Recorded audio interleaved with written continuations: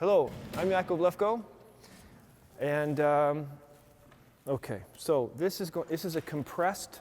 I'm always working this. It's like it's an art form. What can you convey in a 3-hour window of these extraordinary practices?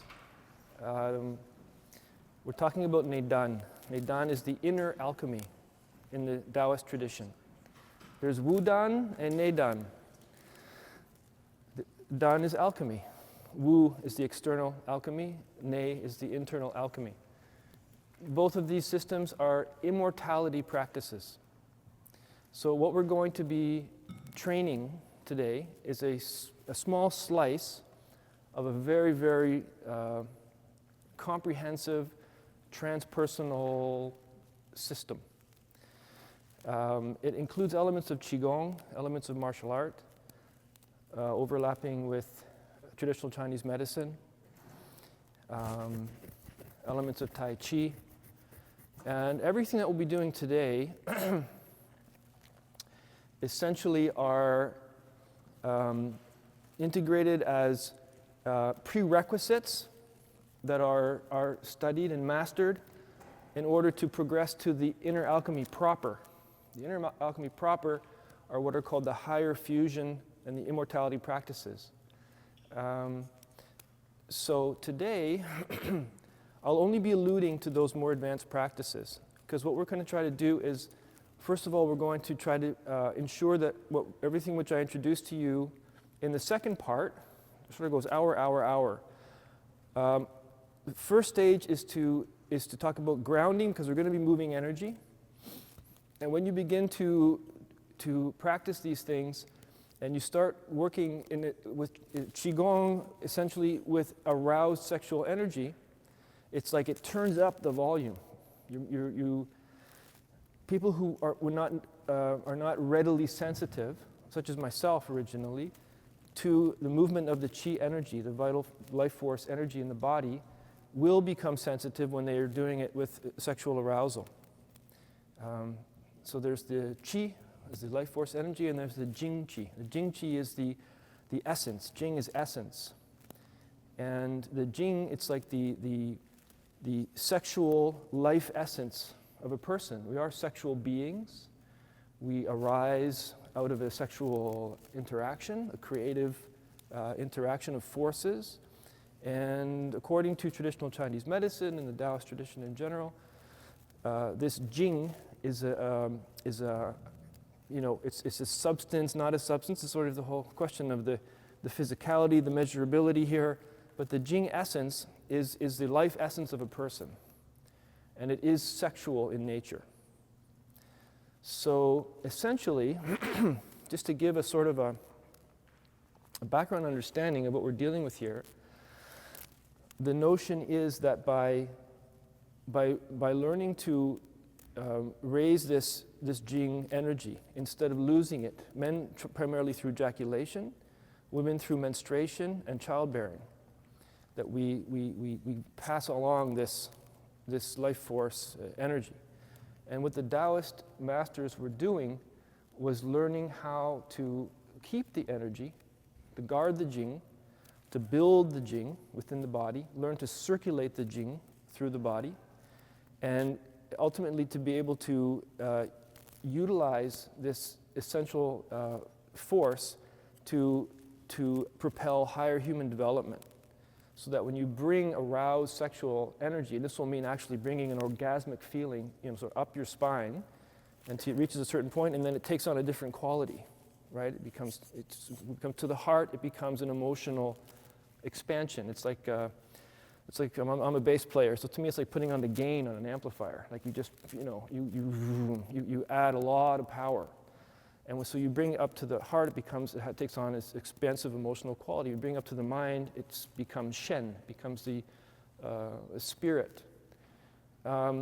So I think it's important to note this sort of broader context of this very comprehensive, long-term, transpersonal developmental system of the Neidan Gong, the skillful inner alchemy.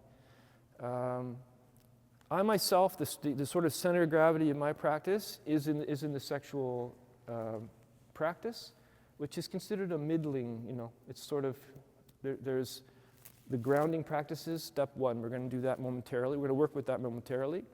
Then there's posture practice. So the iron shirt practice, these stances you see in the Qigong, stances, different things different postures that we do, and to open the meridians, to get the energy being able to move more fully through the system.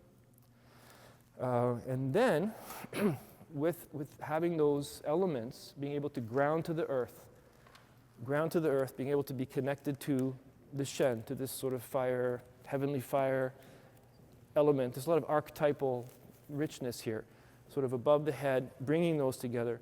And then we move into the healing love practices, which are the sexual cultivation practices.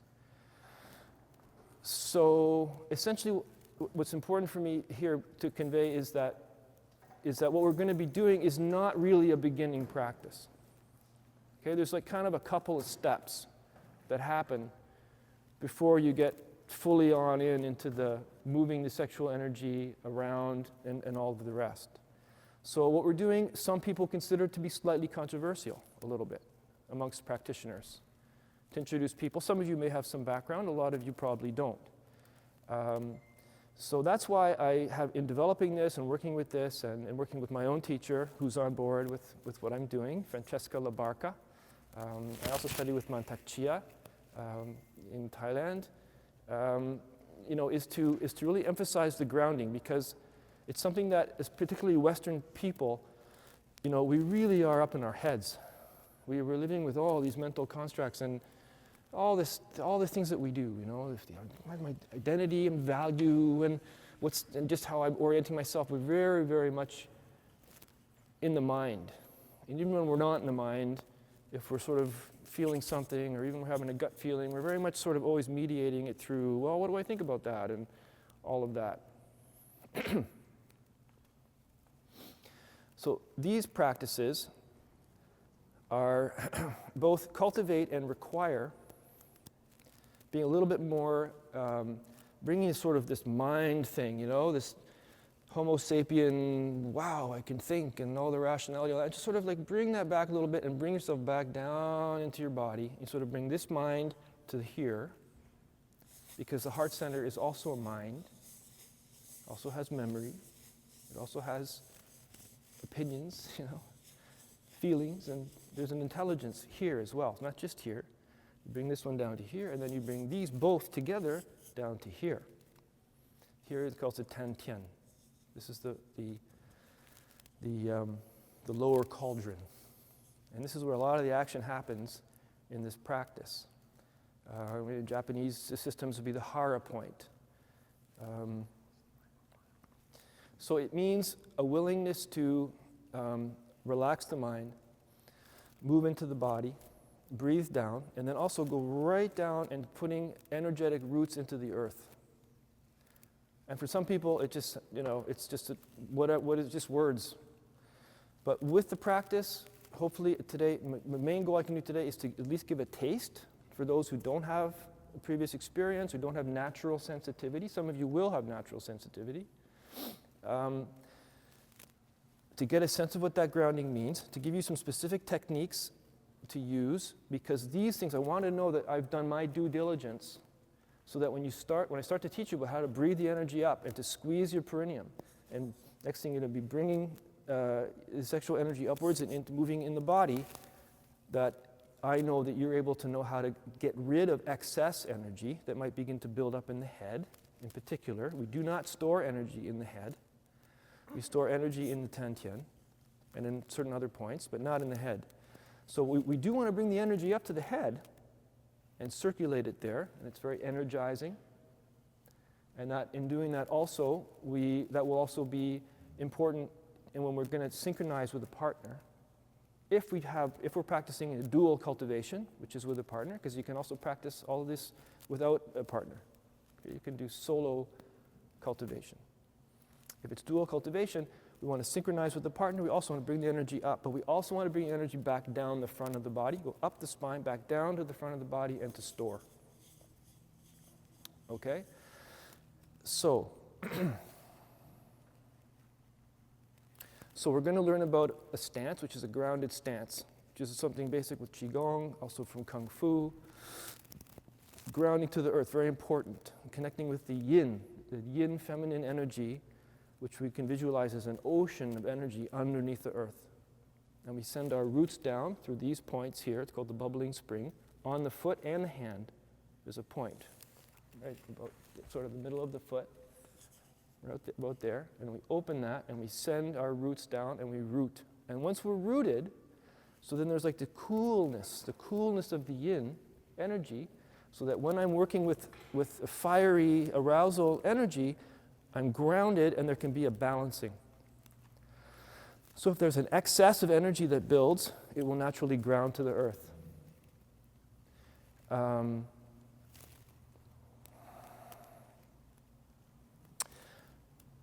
What am I so uptight about with all that? There's a danger of what's called the Kundalini syndrome. Who's heard of the Kundalini syndrome? 1, 2, 3, 4. 4 only, 4. Kundalini syndrome. So the Kundalini is the way that the Indian tradition speaks about this life force energy that we're talking about. You know, the Kundalini, the snake climbs up the spine and so on. So the Kundalini syndrome is in the medical literature, the Western secular psychiatric literature. Why? Because people come in with different types of symptoms. Everything from psychosis to buzzing in the ear that won't go away to paralysis to catatonia, all different range of things, and talking about it in a way where they apparently were involved in some kind of practices, doing some Kundalini yoga or something, bringing energy up, so on, and they get into these problems. And so where I studied these practices with Master Chia, Mantak Chia in Thailand, it's called Tao Garden. It's a clinic, and he gets from all over the world. He's like the man who picks locks for Kundalini syndrome. So I don't want anybody here to get the Kundalini syndrome in some form or another because of things that you studied with me. So I want to make very sure that we at least understand there's this thing about grounding, and I need to keep that in mind. So that if I'm starting to work with the arousal energy and move the energy around, and something's a little bit, if the energy's not, I'm feeling a little dizzy, or I'm feeling a little bit warmth, and also today as well, you'll know what to do. So, what do? We're not going to actually be working with sexual arousal today because we're not going to be doing self-pleasuring today. I have done it in other settings. I didn't believe that here in Toronto in this particular setting it would be appropriate to do, especially with this general crowd. There are sacred sexuality environments, communities, festivals, and so on where such things can be appropriate, but here it would not be. So we're going to be doing practices which normally would be done. It can be done both with or without, but these are the practices that are done. The main thing I want to convey in moving the energy up, either during self-pleasure practice, which is a practice, or in lovemaking with a partner. Okay? So, there's a potential for energy building up. So what do? So everyone, please stand. So I just want to right off the top give you a couple of tools. So let's say at any time during our practices today, we'll be doing breathing, sets of breathing. Okay, if you start to feel dizzy, if you start to feel a warmth or a tingling or a buzzing, in short, anything that makes you feel lightheaded or anything like that, we do as follows. We're going to do a sound, which is the lung sound. Each organ system in the Taoist tradition has its sound. This is the lung sound, and the lung sound has a quality of metal. It cuts excess energy and helps it to come downwards. So we breathe in and put our hands above the head, and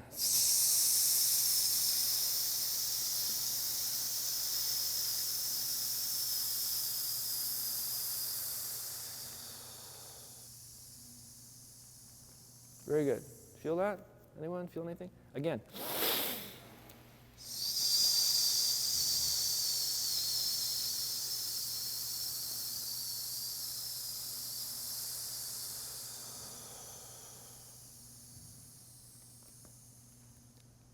Settling, grounding, cutting the energy, and allowing it to flow down. One more time.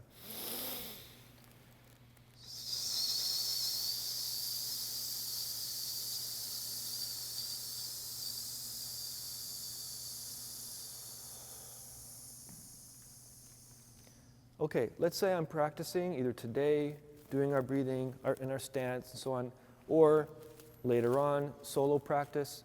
It's going to be primarily solo practice. You do want to train just with yourself, with using self-pleasure, self-stimulation, before you're working it too much with a partner. So let's say in that situation, I start to feel a little lightheaded, or there's heat, or there's buzzing, especially with regards to the head, but also if there's other parts of the body feeling there's some pressure or something too much. So, and I've done those 3 times. We just did like 3 of those with the lung sound. And I'm still feeling ungrounded, so then I get down on the floor. You don't need to do this right now. And I put these points, I mentioned the bubbling springs, which is the energy transfer point through the hands, and I put those down on the ground, like this. And I just take some deep breaths, and I allow my energy to ground, and I also feel my heart, the energy of the heart connecting through the hands and connecting to the earth. Okay, groundedness. We're these modern Western people, we live within the skin-encapsulated ego.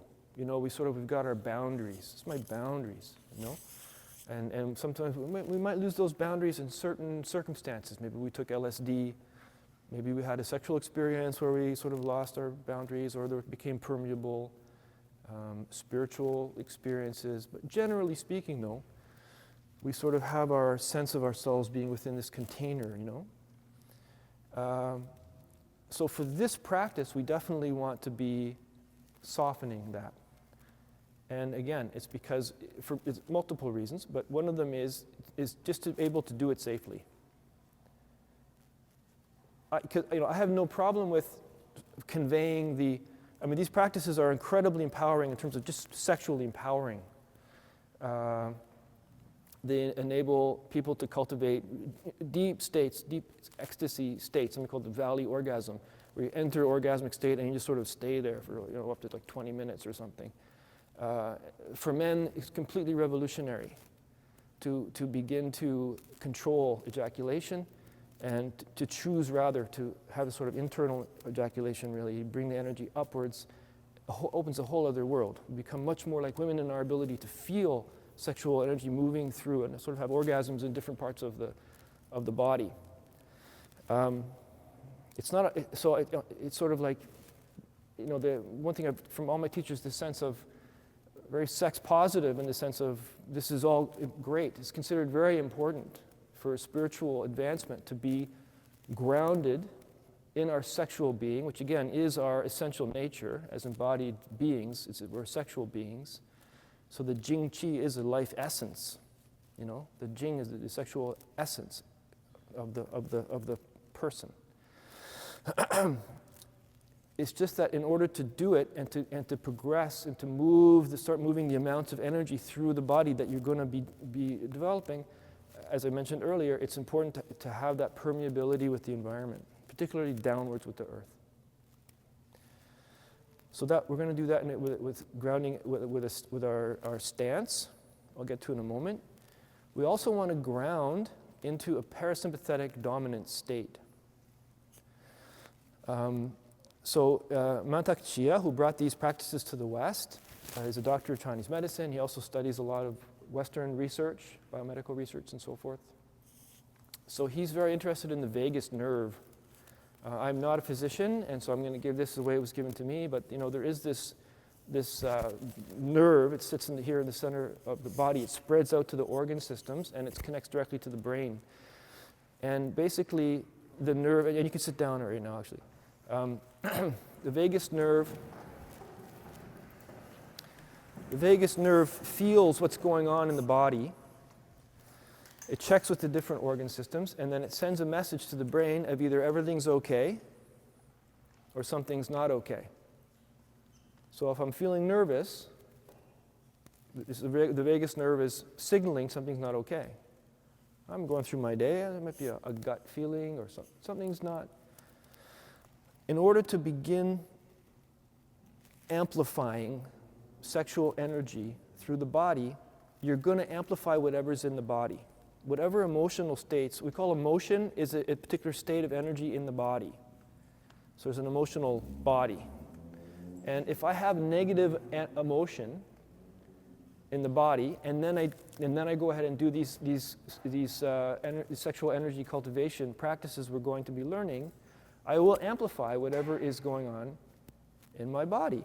And like most things, I learned pretty much every mistake and problem I did myself, because like many people, I started just practicing from Master Chia's YouTubes. I read the book, and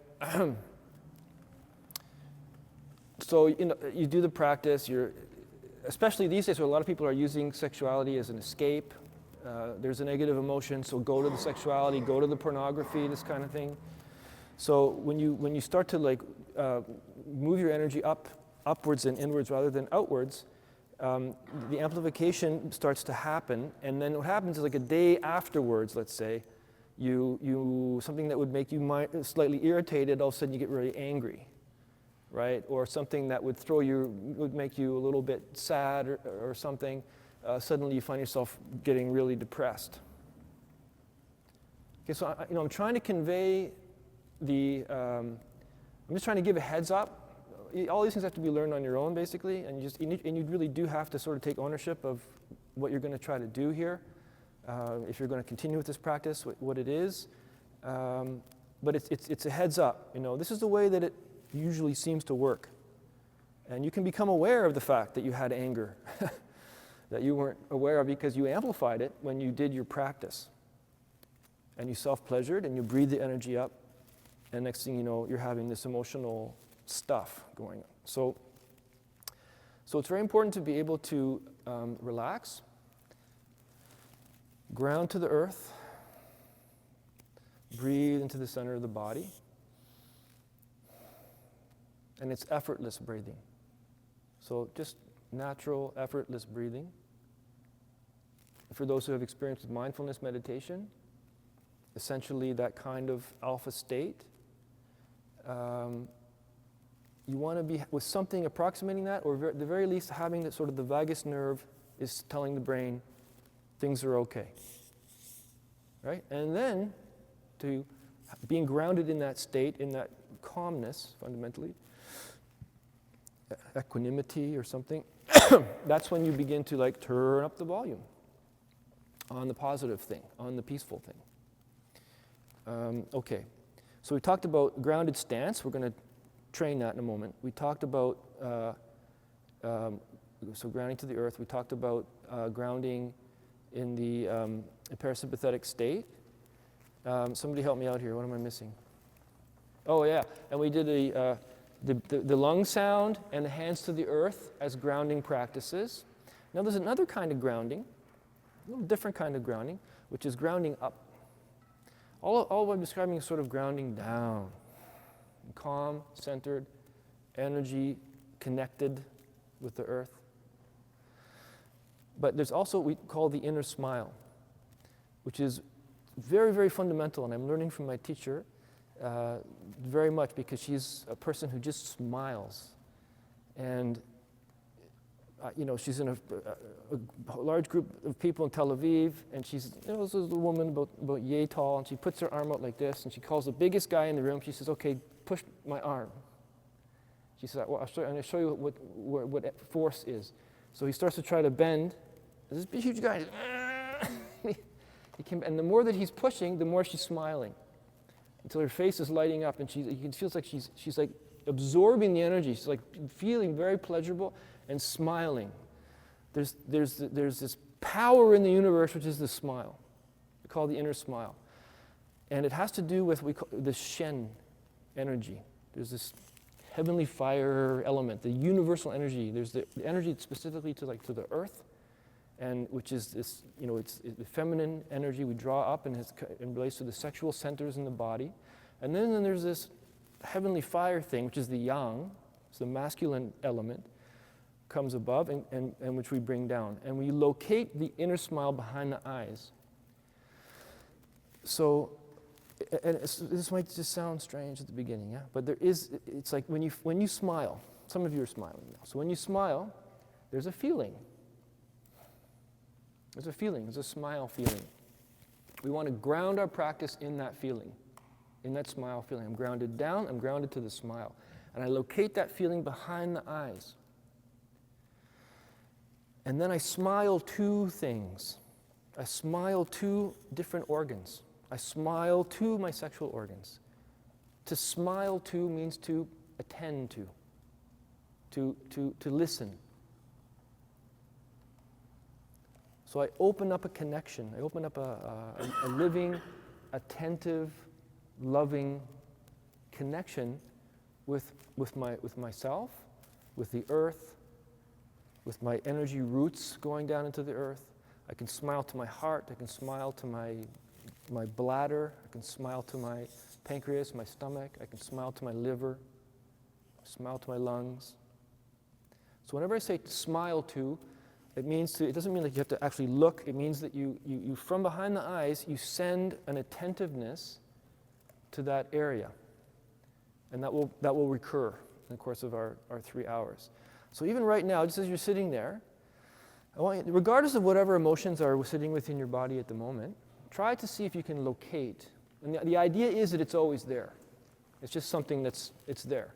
There's an inner smile which relates to this Shen, which comes from universal energy down through the crown, right, into the center of the brain, which is called the crystal palace, forwards through the whole third eye system there, okay, and then behind the eyes is where it relates to this smile that sort of I'm connected to, but it's like it's a smile that there's love, joy, and happiness. So to me, the most encapsulating sentence that I have from Master Chia that helps me with this whole practice is he says, love, joy, and happiness, together with sexual arousal, draws the primordial force. Love, joy, and happiness is this universal, compassionate, fire, love energy that's somehow rooted above. So we're thinking, it's archetypally we're thinking. Just how to sort of take it for now. Bring it down in. When I connect that with sexual arousal, which relates to the Jing Qi, the sexual essence of the body, which is fundamentally yin. It's fundamentally a feminine thing.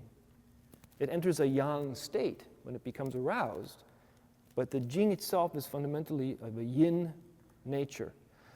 When I bring the fire together with the water, and especially when I can put the fire underneath the water, and now I'm alluding to the higher practices, and steam, create the steam. When I can do this, then I draw the primordial force, that which is beyond the yin and yang. Okay, so this is sort of a kind of profound kind of statement, but I think that you'll find it helpful. I hope it's something that you'll keep in your mind. Love, joy, and happiness, the inner smile, together with sexual arousal, draws the primordial force. Okay. Okay, so now let's practice some. Let's start. I'd like everyone to find space where they can put their arms out and not hit anybody. Yeah. Like this. Great. Okay, now we're just going to shake. And we want to vocalize, just simple vocalization.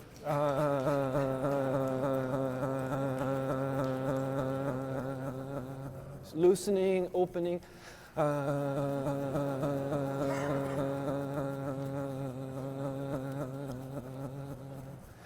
Good, and I can double it up. Shoulders just loose.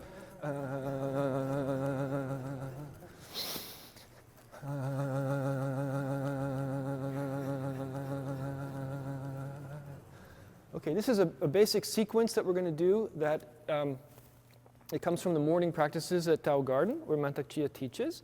So this is always start with shaking. Okay? And also you always leave it running. So every movement that we do, shaking, shaking, shaking, shaking, and then when I finish, I don't suddenly stop. I'm shaking, and then I make it less, make it less, make it less. And then my body's still, but there's still internally, I keep that movement. We're tuning ourselves more to subtle motion, subtlety. Okay? Now we're going to do these. We do each direction I spin is 1, 2, 3, 4, 5. I do 50. 6, 7, 8. Best not to turn the head. Keep the head more or less facing forwards, otherwise you might turn too much. And please be gentle with yourselves throughout our practice with unfamiliar movements. Take it slow at first. Now as I'm doing this, smile. I find that smile feeling behind the eyes, and I direct it down. First I smile to the heart. I smile to the heart center, and then from the heart center, with the smile together, I smile to my lower back as I'm spinning. And what I'm trying to do is I'm trying to open and warm my lower back area. Okay, this is the sacrum. This is flat bone here. Keep going. Sacrum here, lower back to sort of the L series here, the tailbone. This whole area I want to be warm. Sometimes to take oil, massage that area. So 50, if you do 50 of these per day, it's going to really help you in life. Because when you're 90, 100, 150, 200, you'll still have your lower back will be vital and warm and have range of motion.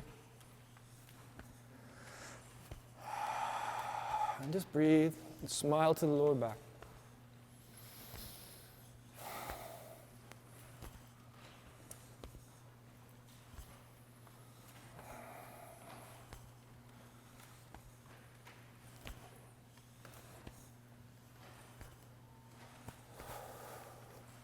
So what are we at, like 35, something like that? Anyone?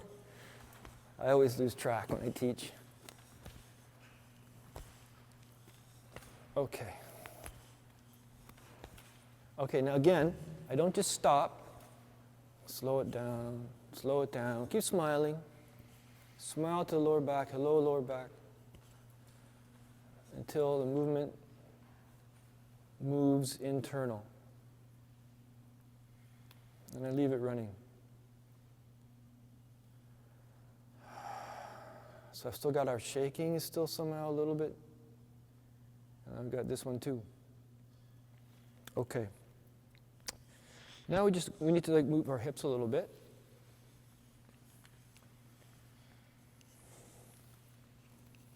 Yeah, 20 each direction is good.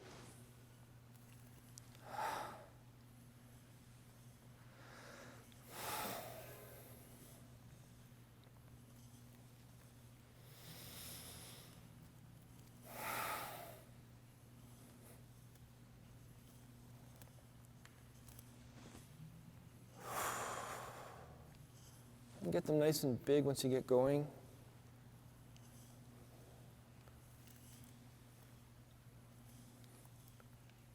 Okay, in the other direction.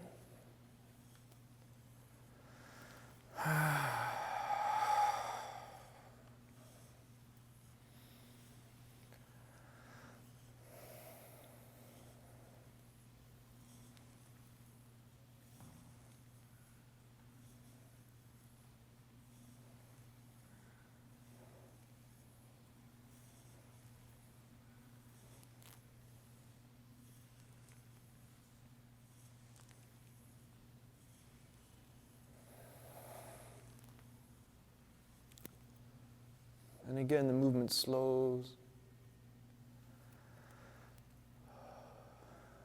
And I allow myself to feel the form of the movement without needing to embody it. Okay. Let's try this one. Hands together out in front like this. And hands come up above the head. Keeping shoulders down. So I do not do this. I keep the shoulders down here. And I bring this back, and I can let my head come a little bit back. What I'm doing is opening my chest. And breathe into the chest and smile to the chest. Smile to the heart center. And it's a stretch, so you can, Stretch it to open. Open the chest. We can do the heart sound. Take a deep breath.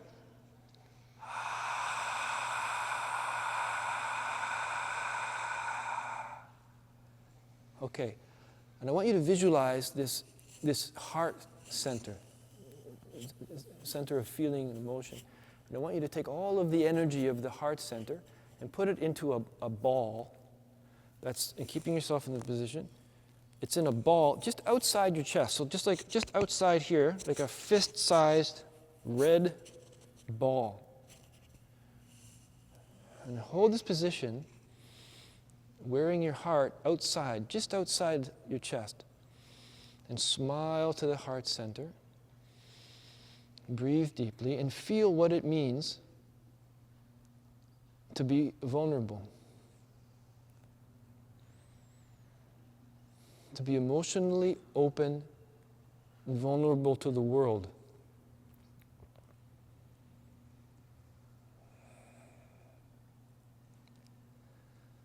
Again, heart sound. Releasing any negative energy from the heart center in the form of a cloud.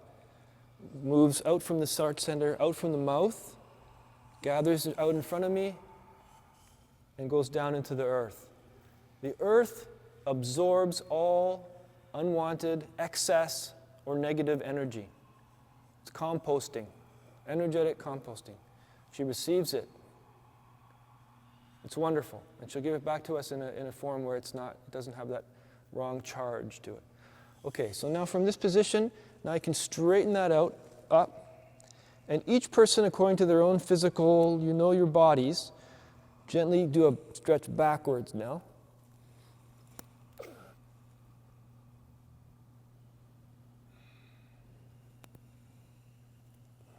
That's fine. And now coming forwards, stretching down. It doesn't matter how far down you come. Release the shoulders. Release the neck. Allow the spine to round. Several deep breaths in that position.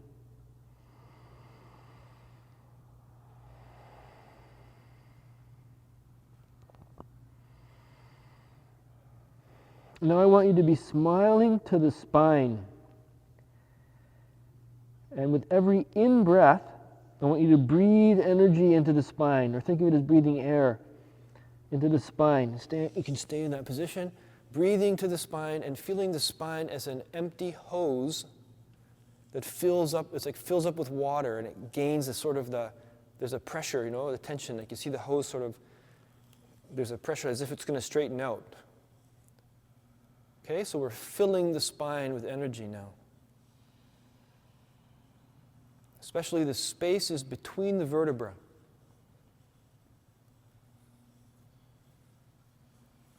Okay, now staying down like that, but just sort of move to the side, and so that you're stretching out to the side.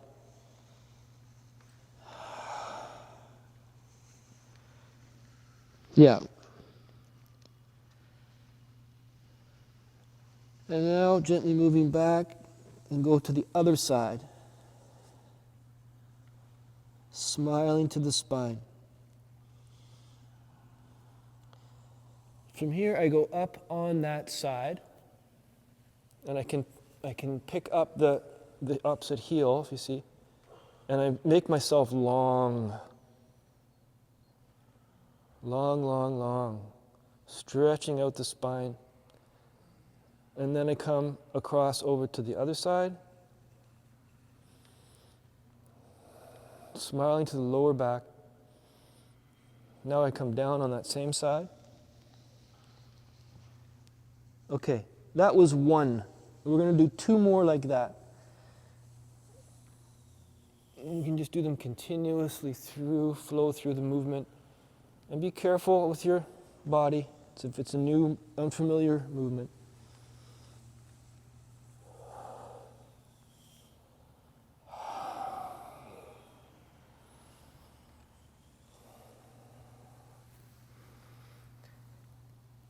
When I've done those 2 more, I just rest again in the middle. Release the shoulders, release the neck.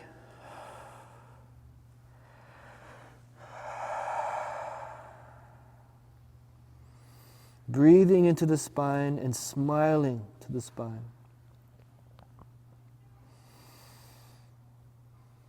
A couple more deep breaths. Okay, now I do 3 rotations in the other direction. So over to the side, up, to the other side, down.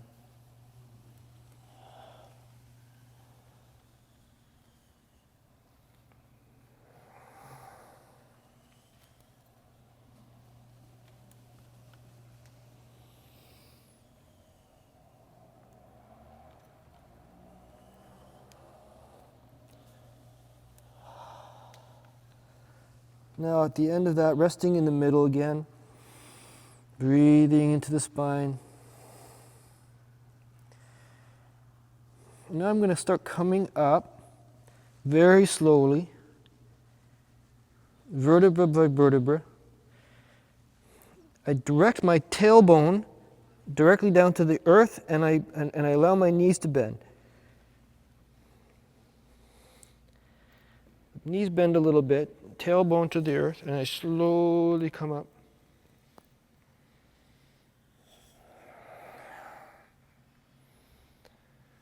And I end up in what's called the Wuji posture.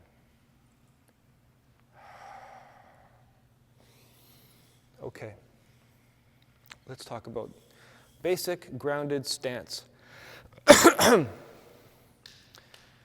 Okay, everyone's got really good stances here. It's the first time I've taught a group and everyone seems to have their just sort of know where to put their feet. So you're a little, slightly wider than shoulder width, okay? And the toes are a little bit pointing in. The outside of the feet are parallel, which means that the big toe sort of a little bit points inwards, okay? And then I smile. I ground to the smile. I connect up, okay? I bring the smile down to the 2 points on the feet, the bubbling spring points. I'm smiling to the bubbling spring. And then with this sort of rotation, it's like screwing down into the earth.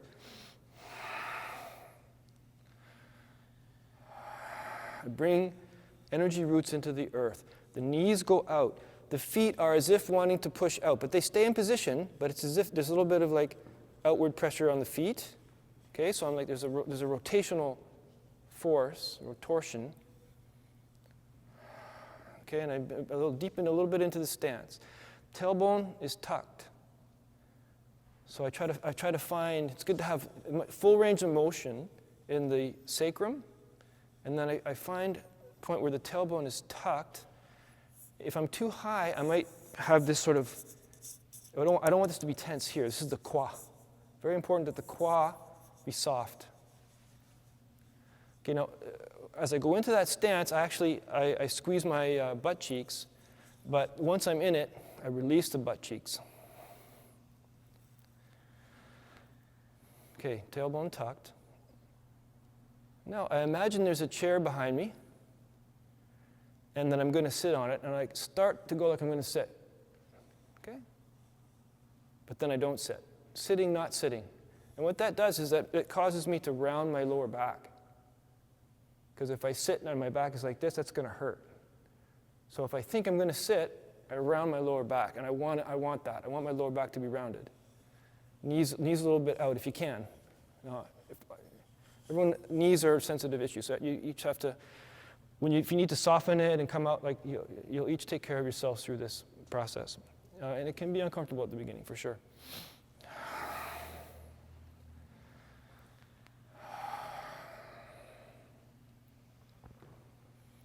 So basic, so fundamental. To stand on the earth in this grounded way, which ultimately we want to become an ongoing way of being. Even when we're moving around, standing in line at the grocery store, you can just a little bit shift. Okay, so sitting, not sitting, yeah? Sitting, not sitting. And then I tuck the chin, And falling, not falling. I allow myself to go back, and then I'd catch myself. As if I'm going to fall backwards, catch myself.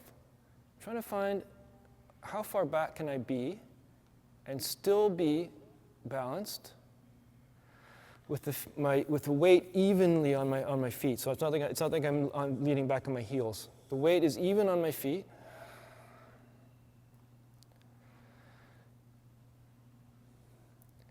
And when the chin tucks, I'm opening a circuit here at the C7 point, which is this bump on the top of the, what is that called here? This one, the big one sticks out. That's a C7 vertebra. That's a big energy point there. And so in order to open that, I tuck the chin. But it's not just tucking the chin, it's also the crown. This is the pai hui, goes up. And the way to think of it is that there's something going on above your head.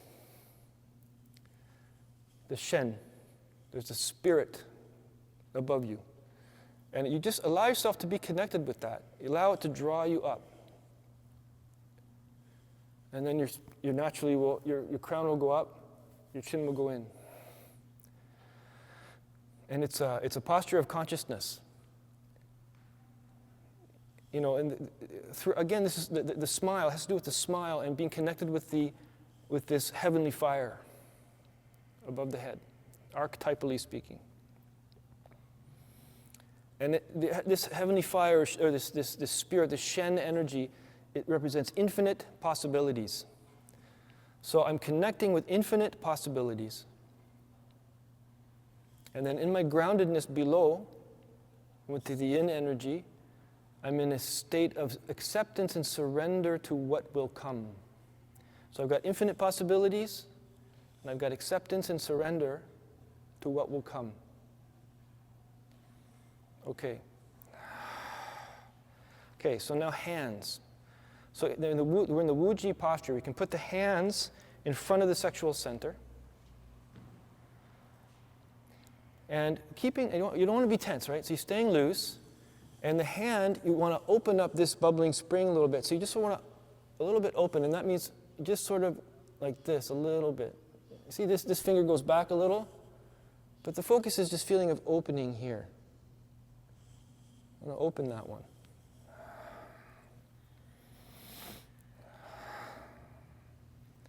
And we begin to pool energy in the sexual center. Okay. The energy roots go down into the earth, at least to the height to which you wish to bring energy upwards, which is at least the crown. So whatever your height is above the earth, you want to send your roots down. Visualizing, I'm talking about visualizing this. You send those roots down into the earth through the bubbling spring point on the feet. Rooted. You open them, visualize them opening. The roots go down, swirling down with that spiral motion.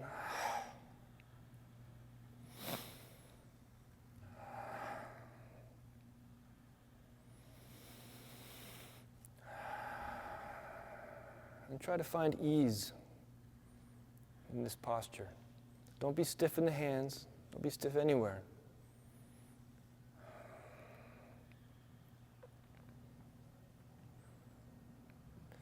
Okay, and the energy entering through, once we're in the connection with the earth, we can send the roots down at least at the height that we go above. We can also keep sending them down all the way until fusing with the ocean of yin energy underneath the earth. And being connected with that, the coolness.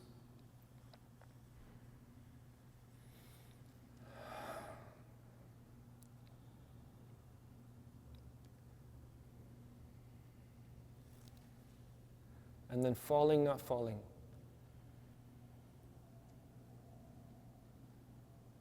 And over time, this is not a one-day thing, but over time, if I'm connecting with the inner smile, and the inner smile fire is connecting to above the head, and I'm bringing that down and smiling into the body, and I'm drawing energy up from the earth, up through under the legs here, gathering in the Hui Yin point, which is between the, for men, the scrotum and the anus. For women, it's between the vagina and the anus.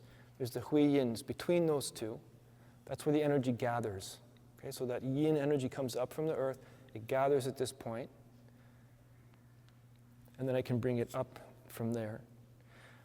There is an arc of energy, like between a positive and negative charge, between what's above me and coming down and what's below me and coming up, that begins to hold me. So if I'm in this stance, and I do the falling, not falling over time, and I'm sitting, not sitting, and I'm tucked over time, you begin to feel like you're being held. That's the concept here. It's like you're standing, but it's essentially, it feels like you're sitting. Okay, that's sitting, not sitting. It's a meditative stance. Okay. Now, so men, I want you to focus on, so that point, the Hui Yin point for men, that's just right below where the prostate is located. Very important to have a relation with your prostate. Thinking about the prostate, knowing where the prostate is, learning how to stimulate the prostate, many, many things to be said. For now, I just want you to smile down to the prostate. Right in that midpoint between anus and your ball sack, there's right a little bit inside there is the prostate. Be in connection, smile in connection, which means to be attentive to the prostate. And also to the testicles. And also to here, in what I call the qua, there's this area here where the seminal vesicles are located. So about 70% of the semen actually produced here in this area. And then the midway point between these seminal vesicles, the midway point is called the sperm palace. Also a very important energetic point. So when I'm holding my hands here in front of my sexual center, I'm talking now to the men, I'm pooling energy in a chi ball, because whenever I hold the hands, the chi ball begins to form between the two hands. So I'm forming a chi ball which encompasses that entire sexual center. Okay? Grounded below, grounded up, calm, centered, effortless breathing to the belly, and the energy will begin to pool. Now for the women, you're going to put your hands slightly higher because you want to be relating to your ovarian palace. Okay, so for those of you who don't know where your ovaries are, you find your belly button. And you put your thumbs together right on top of the belly button, and you form a triangle. Okay, and just relax the hands. Now when you form that triangle, where your pinkies are is approximately where the ovaries come out. It's really important to have a feeling and a sense of your ovaries. Where they are, what they do. Like the male testicles, those are your energy engines. Those ovaries. And you can learn to master the energy that is produced in creating new life, so that if you choose to create new life, you'll create new life. And if you choose to circulate that energy, to use it for higher human development and so on, you can do that too. Through the breathing, through the practices, you can actually cease menstruation. You can certainly lessen pain during your period. Premenstrual pain, very, very effective. It's the ovarian breathing, which we won't actually be going through in detail today. But I just want to note that there is this center here, the ovaries, and then between them, the two, basically where your fingers meet for the triangle, that would be the ovarian palace. So you want that whole system. So for the men, their hands are down here a little bit. The women in the Wuchi, you want to bring your hands a little bit up, slightly higher, and thinking about and smiling to your ovaries.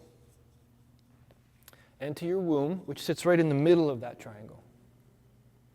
The womb in the middle, ovarian palace where the fingers meet, and the ovaries where the pinkies are. Okay?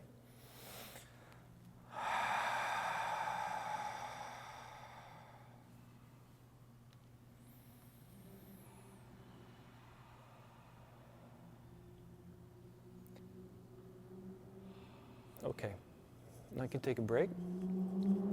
We're going to be working to bring energy up from the sexual center up to the brain, up to the crown. And then we want to bring the energy down the front of the body. And we need to understand about the microcosmic orbit. So I mentioned when we were doing our stance that the energy comes up from the earth and gathers in the Hui Yin point here.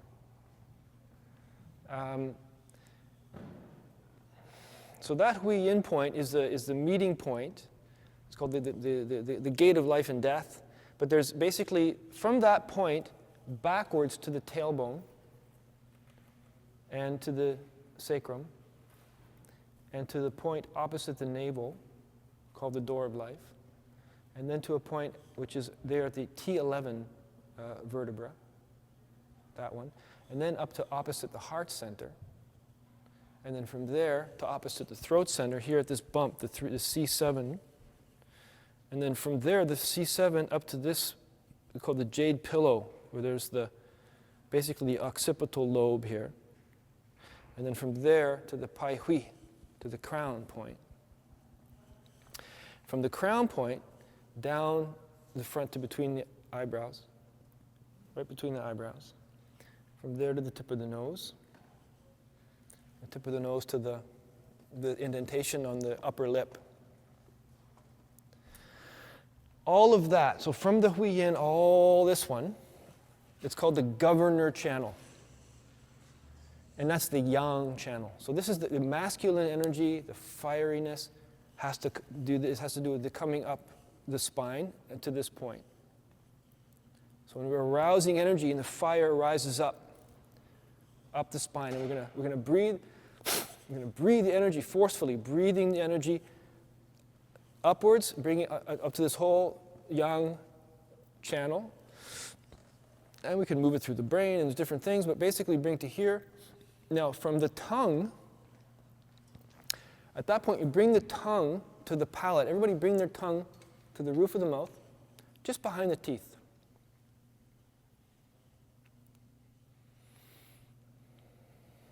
And you can pulsate the tongue a little bit. Pulse, pulse, pulse, pulse, pulse, pulse. You want to close the circuit so that the aroused energy comes up the governor channel, and it comes down, and then you want to make the transition. And the transition can be a tricky one. But from the tongue down, it goes through the tongue to the underneath the tongue, within the mouth, and then from there down to the throat center, from there to the heart center, from there to the solar plexus. So then there's you can feel there's that bone, like there's the ribs, and there's just below that, and then there's all of a sudden there's a space. Okay? The solar plexus center. From there to the belly button. From there to, I don't know if I want to get too complicated, but basically I mentioned the ovarian palace for women, okay, where you find that ovaries central point. For the men, the sperm palace, and then back down to the Hui Yin. Okay, so that whole front channel is the Yin channel, the functional channel. That is the feminine pole in this main energy circuit of the body, which is called the microcosmic orbit. It consists of the governor channel thing and the Yin functional channel where the organs are. Okay, there's more the water element, the feminine element. So this, for many people, is a whole journey to be able to get the energy to come up and to circulate. Now, the energy is already doing that. According to the Tao, and I believe also the Tantric systems, that we have a physical body which is either goes into the masculine or the male or female body, the physical vehicle. Then the energy bodies are both. So, and then there's the original spirit, which is beyond yin and yang. It's prior to yin and yang.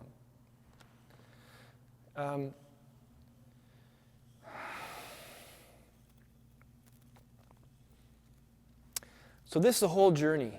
So for men, the basic charge is yang. We have the feminine pole. We have a feminine pole of the left side and the front are the feminine pole of the body. And, and then the right side and the back are the masculine pole. And for women, it's the same.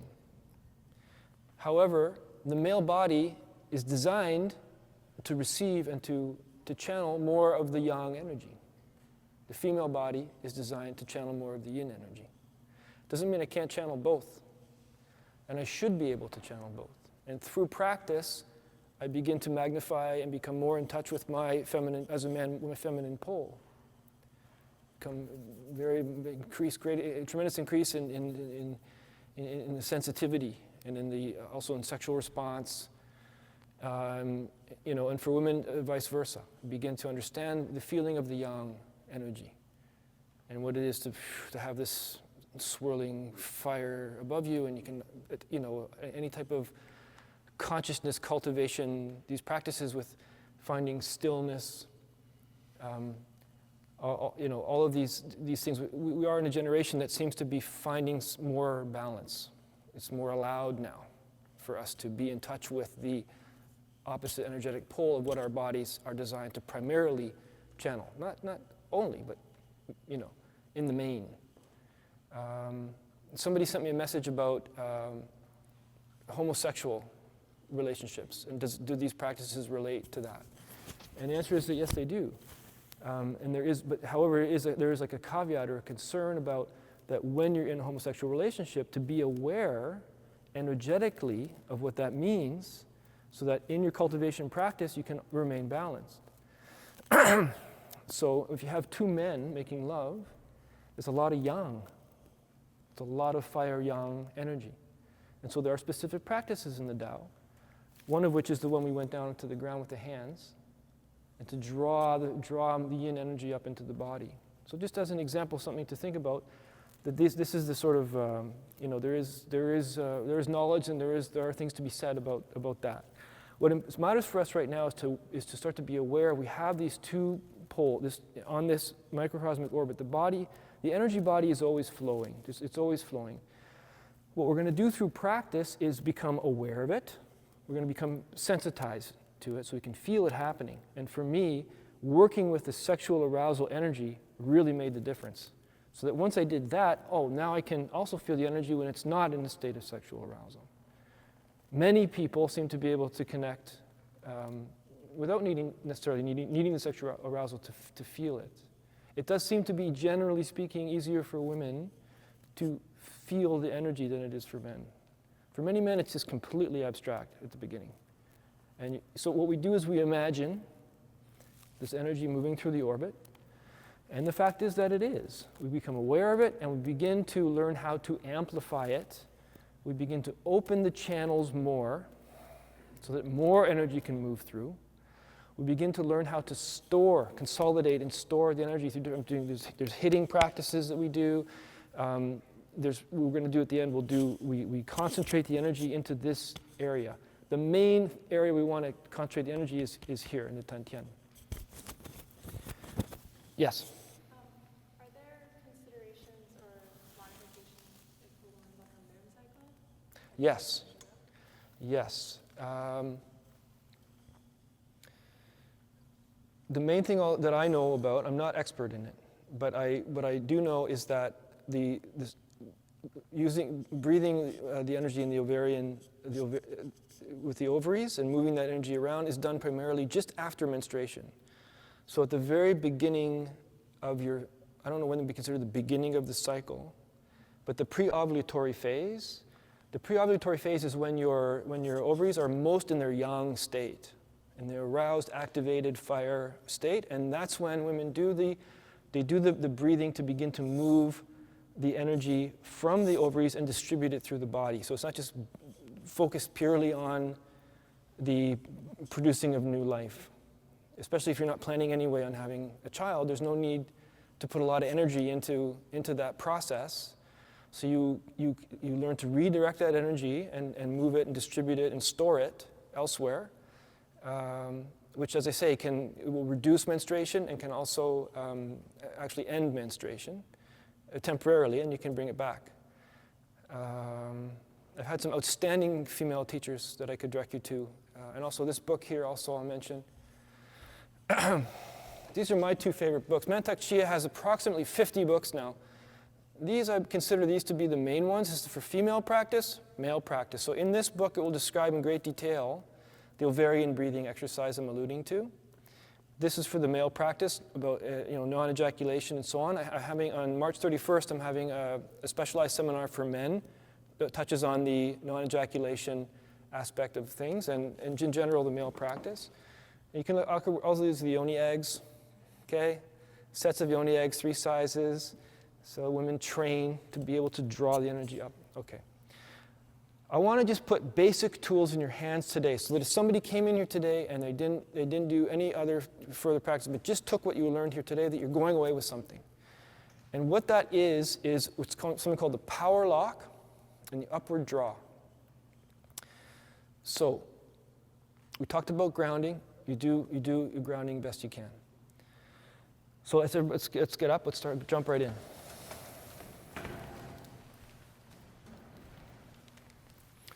I'll just shake out a little bit.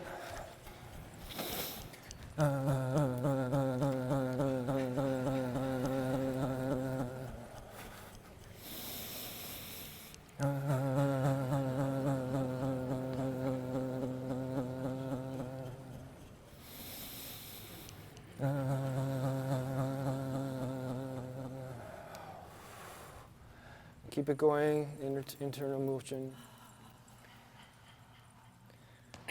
Okay, so I'm going to give you the basic tools that we use when we're going to move aroused sexual energy up into the body rather than outwards into what we call explosive orgasm. So both men and women have yang and yin versions of orgasm. The clitoral orgasm is what's considered to be the yang or the externalizing orgasm in women.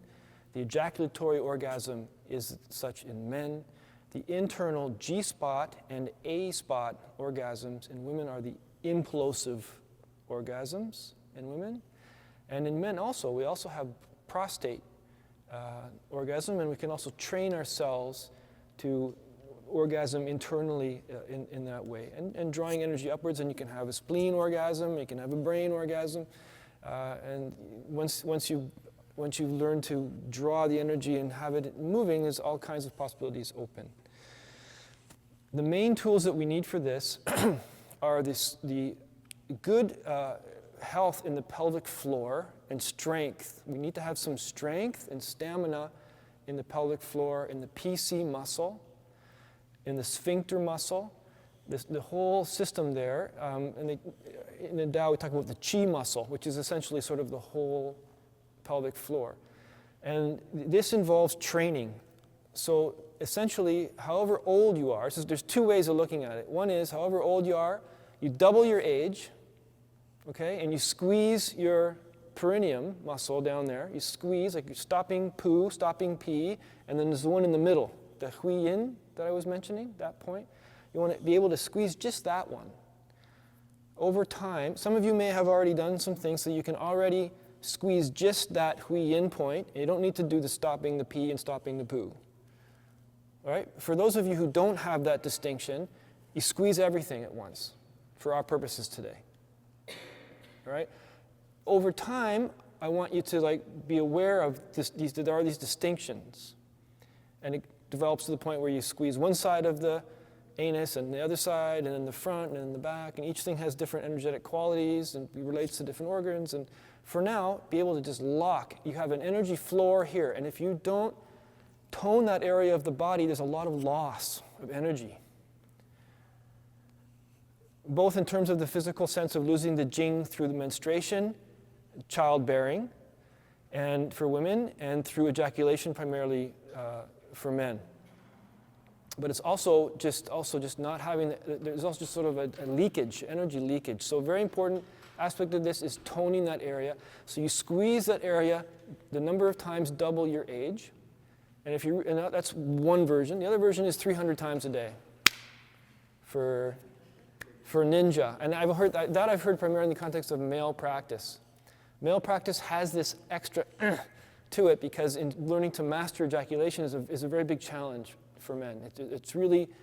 It's an evolutionary shift to overcome this urge to ejaculation, this rushing to the goal of ejaculatory orgasm. So there's certain things I'll throw in for the men here and there that relate to that. And again, on the 31st is when we're going to go into it more deeply. So the tools we need to have in place are we need to have the squeeze of the perineum. And then we need also what's called the bellows breath. So when I breathe in, so a good yogic breathing, when I breathe in, the diaphragm goes down, right? Opens the space for the lungs. Okay, but instead of just going to this area, I also want, if I put my hands out here, and you can put your hands, I also want to feel that here also goes out. So I'm breathing also to the behind.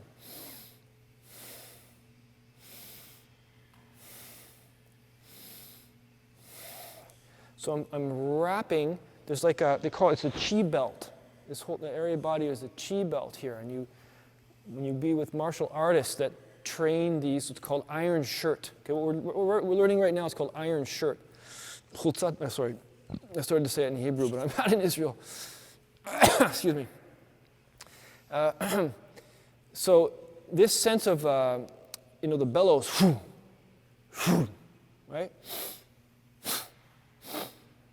Okay, and squeezing the perineum on the out breath in this particular exercise.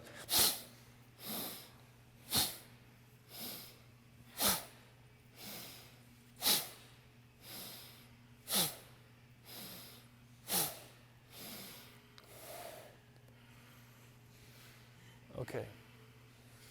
Good. So good. So I'm learning to keep this simple. So this is the basic breath for today, because this is the one that forcefully can surge the energy up into the spine. So the energy when we're self-pleasuring. Okay. So we're assuming in practice either we're self-pleasuring or we're with a partner, and we're aroused. We're sexually aroused. So let's get into our grounded stance. Feet a little more than shoulder width apart. Toes a little slightly pointing in, the outside of the feet parallel. Screw down into the earth. Send the energy roots from the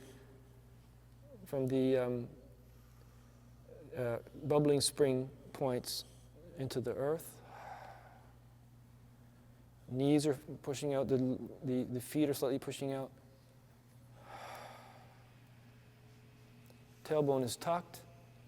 And then as if I'm going to sit, and I don't sit. Sitting, not sitting. So round the lower back. Remember to smile. And then I fall, not fall. Falling, not falling. And there's something going on above my head, and I allow that to a little bit draw me up into it, so that I'm also connected with infinite possibilities above my head. So I'm rooted to the earth, and I'm rooted to the heavens. And my hands are relaxed in front of my sexual center now. Okay. If at any point during the following practices you start to feel dizzy or tingling or any kind of lightheaded, you go right ahead, don't ask any permission or anything, and we'll all do it together now. Hands above the head. Breathe in and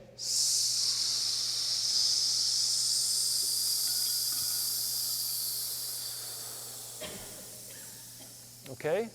I'm really careful. I had a girl faint on me and fall out on the floor and bang her head on the floor. And I don't want to have that again. So I'm going to be keeping an eye on you. Okay. Try to relax into the position, and we're looking for grounding into the parasympathetic state, effortless belly breath. Right now it's just relaxed belly breathing, and what I mentioned, the bellows breath, we'll get to in a moment. Find the smile behind the eyes. It helps to actually smile, but you don't have to. Feel that this smile is like a little burning fire of love, joy, and happiness, which is connected with this fire above the head.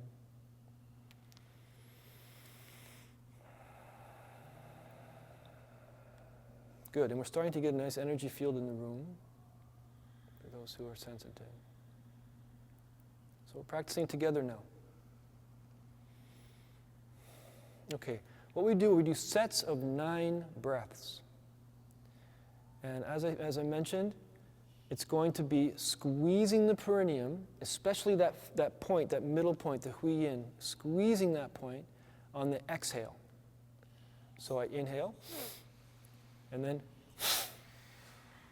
okay, make sure that your chin is tucked. Otherwise the energy gets stuck here. We don't want the energy getting stuck.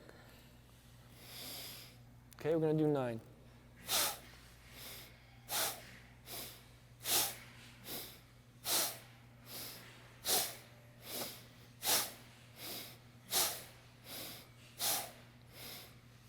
Good, and relax. So you're aroused.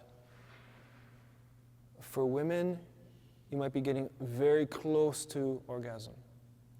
For men, especially at the beginning, you want to work around 75% aroused. You want to stay away from the point of no return. The idea is to practice these things and to practice and with arousal and walk away without having ejaculated. And then, because you move the energy out of the area. And you need to massage your testicles, and there's a lot to discuss, but basically this is the idea. To work with sexual energy and then have it in the body, but not to be releasing it through ejaculation. So when you're at 65% and you're feeling the arousal, and you're moving a bit more toward orgasm, women also getting close to orgasm, but not going over into spasming orgasm, localized orgasm. Then you pause, all right? If this is actual lovemaking, then you'll withdraw the penis to just a little, like about a ½ inch to the entrance of the vagina. So you withdraw before you're close to the point of no return. And so you're just keeping the penis just within the vagina. And then you do these breaths. Okay, we're going to do it again. So find my posture. Soften it if you need to, but try to maintain a sense of connection with the earth, energy. Okay, and it's the bellows breath, meaning at this point the breath is also feeling around the spine. It's like wrapping the spine and shooting the energy up the spine. Yeah, I'm going to take this out. Oh, no, I can't. Okay, getting hot. Okay, so again, 9.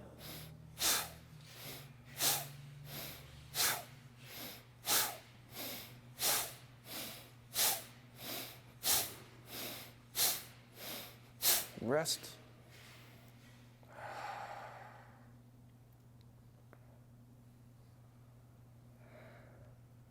Feel that flow through the microcosmic orbit, up the spine, down the front. When we pause between sets, I suggest you place your tongue just behind the teeth on the palate and allowing the energy to flow down. When we bring the energy up, it's the yang, up the spine, it's the yang, fire, effortful doing thing. And then the energy coming down the front is the yin, receptive, surrendering to the energy entering and flowing back down. It's a different quality. And around it goes. Again.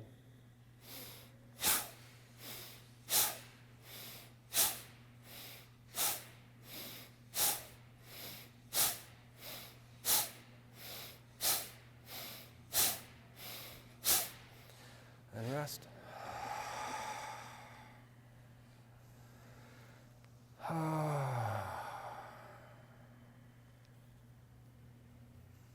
Smiling to the heart, smiling to the sexual center. And feel the energy fills the body.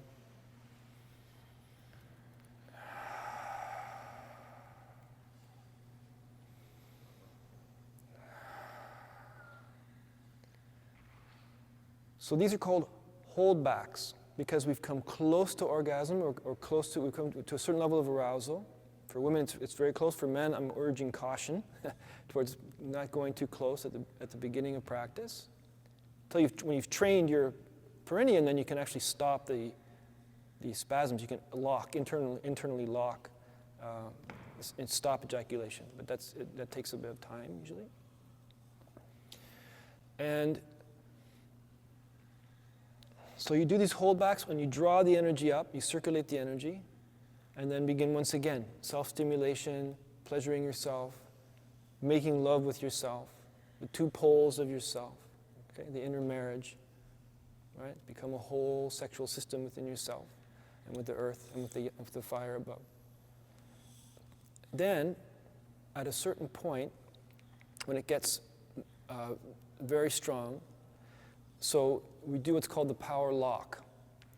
And the lock, so we're going to do another set, and then on the 9th breath, we inhale, deep, deep inhale. We don't exhale, and we like grip the floor with our toes. We squeeze our buttocks, which normally we want to keep them loose, but now we squeeze the buttocks. We squeeze the perineum hard, close the whole pelvic floor. Okay? We make fists with our hands. We clench the jaw. Okay? We squeeze, scrunch up the face. We direct the eyes as if inside the head, gazing up to the crown point. All right? And we really tuck the chin even stronger than usually. Tuck the chin. So try that now. Squeeze everything. Feet gripping the ground. Squeezing the ground. Squeeze the buttocks. Pelvic floor is clenched. Squeezing the fists. Clenching the teeth. And the eyes we direct up to the crown. That's the lock. So once you've aroused energy and drawn energy up a few times, then you can do this lock. For men, this is also a really important way, also for women, but for men in terms of the ejaculation, it's a good way to stop that from happening when you just clench everything like that. Especially also, the chi follows the blood. So when you clench your butt, it draws the blood to there and away from the sexual organs.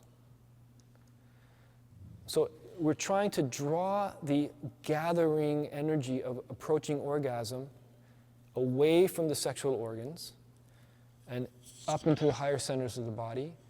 So we begin to have various kinds of orgasmic experiences within other areas of the body. And just in general, the vitality of this energy, powerful engines that we have, we're drawing and using it for general life purposes rather than always explosive. This is the basic idea. Yes? As I move away from the sexual feeling, am I supposed to be feeling more cerebral? It's like kind of feeling more cerebral. No, I would not say cerebral, no. I mean, when you bring energy up in an aroused state, you begin to have orgasmic feelings elsewhere in the body. So you can have an orgasm in your back, which might sound strange, but... Deadly irrational. Say again? Because I'm feeling more deadly irrational. Like more mental, like more cerebral. It's not really ever in the way of so much of cerebral. It's more, the Shen is more of a just sort of pure consciousness. But for me, honestly, my experience is like, initially you have the sexual energy in the brain. So you feel this charge, this warmth, this pleasurable feeling in the brain. And then, like a day or 2 days later, that's the alchemy, see?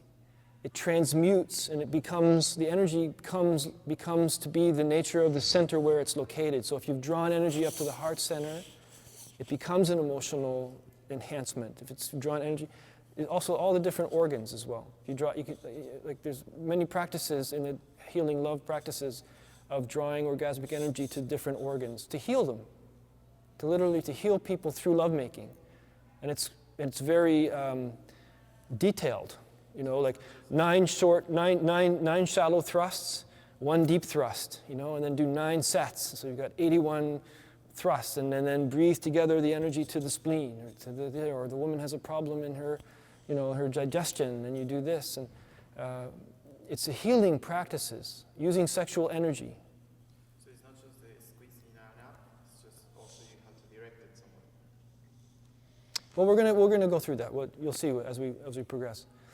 Okay, so let's do another. We're gonna do another 2 sets of breathing, and then on the 3rd time, we're gonna do the inhalation, and then we're gonna do the lock. Yes. Yeah, just during the lock, is the breath retained? The Breath retained? Yes. So in the 9th breath, you take a deep breath in. On the 9th, we'll do the first set. We'll do the lock right now. How about that? So on the 9th breath, instead of breathing in and out, we breathe in, right, and bring it all down to here, and then everything I said, grip the floor, squeeze the perineum, squeeze the buttocks, squeeze the fists, right, and it's a general sense of the whole body tense, and then squeeze the jaw, tense the eyes, and direct the eyes up to the crown, and you just hold, okay, and make sure the chin is tucked, and you just hold in that position. Okay, so we're imagining now that we're in some of you will be able to just allow yourselves to become aroused just by standing there. Those who can do that, yes, it's a good time to allow yourselves to feel stimulated. And when we breathe, and just breathing right now, just breathing into the whole lower area of the body.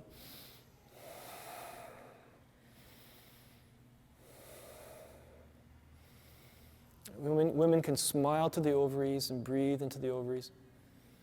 Breathe into the vagina and the clitoris. So loading the area. Men breathing to the prostate, to the testicles. The dragon pearls, as they're called.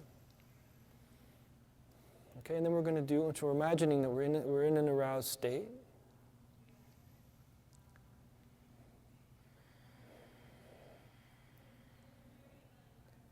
Okay, and if it's lovers, and usually it'll be the man that he knows he needs to stop before he ejaculates, so he pauses, and so then it's a good time for the woman also.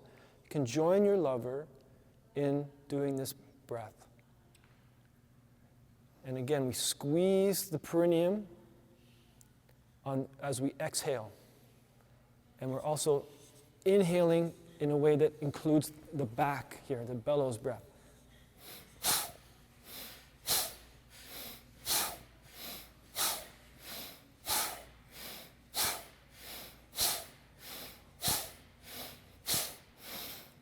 Okay, yeah, that's just a normal set. And we'll do the next set. Now we're going to do the lock and the draw, the big draw.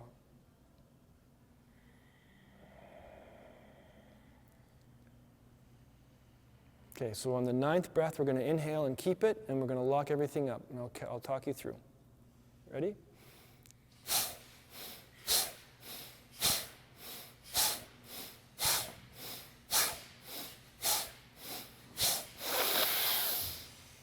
Great. Pushing down to the floor with the feet. Buttocks clenched. Lock the pelvic floor. Squeeze the fists. Clench the jaw. Chin is tucked hard. You're opening that back channel. Eyes closed. And looking up to the crown. And hold. As long as you can.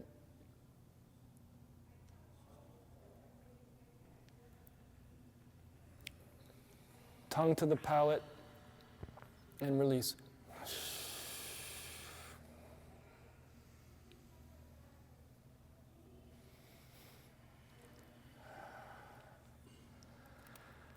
Okay, now we're going to do one more set without the lock, and then we'll do after that with the lock.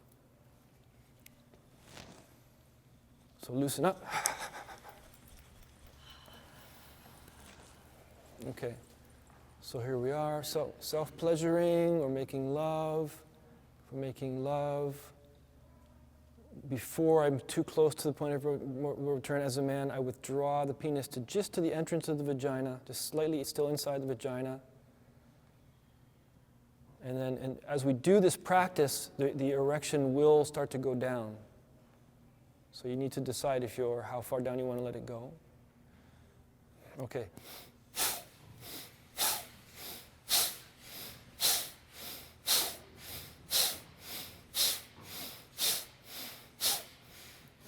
relax.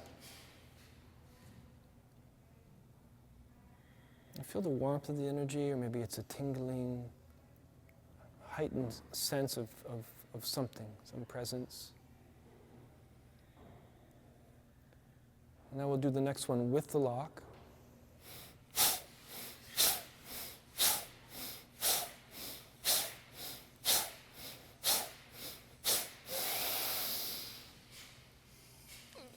Feet clenched, buttocks clenched, perineum closed completely. Fists, tuck the chin, gaze up to the crown. Allow the energy to naturally rise up to the crown.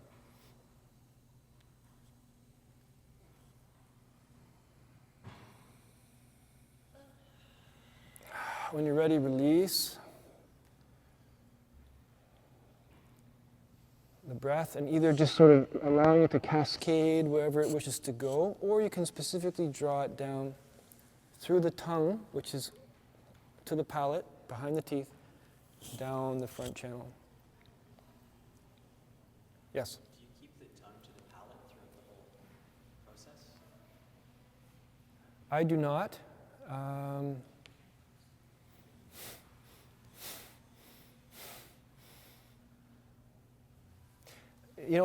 It's a choice. It's a choice about whether you want to build up energy in the brain. If you want to specifically build energy in the brain, which is very enlivening and healthy, good thing to do, as long as you know how to release it afterwards.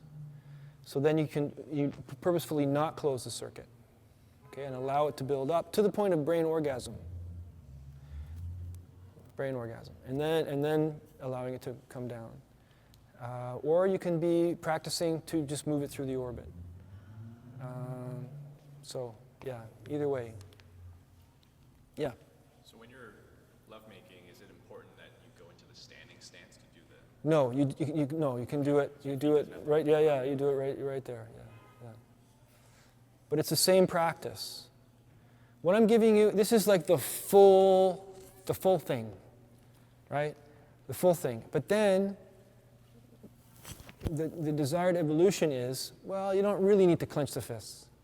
And you really don't need to clench the buttocks. And you don't need to do anything. Actually, what happens is the energy just starts to know that you want it to move up, and it'll go up. Instead of going out, it'll go up. And also just with the mind. You begin to be able to control the energy just with the mind.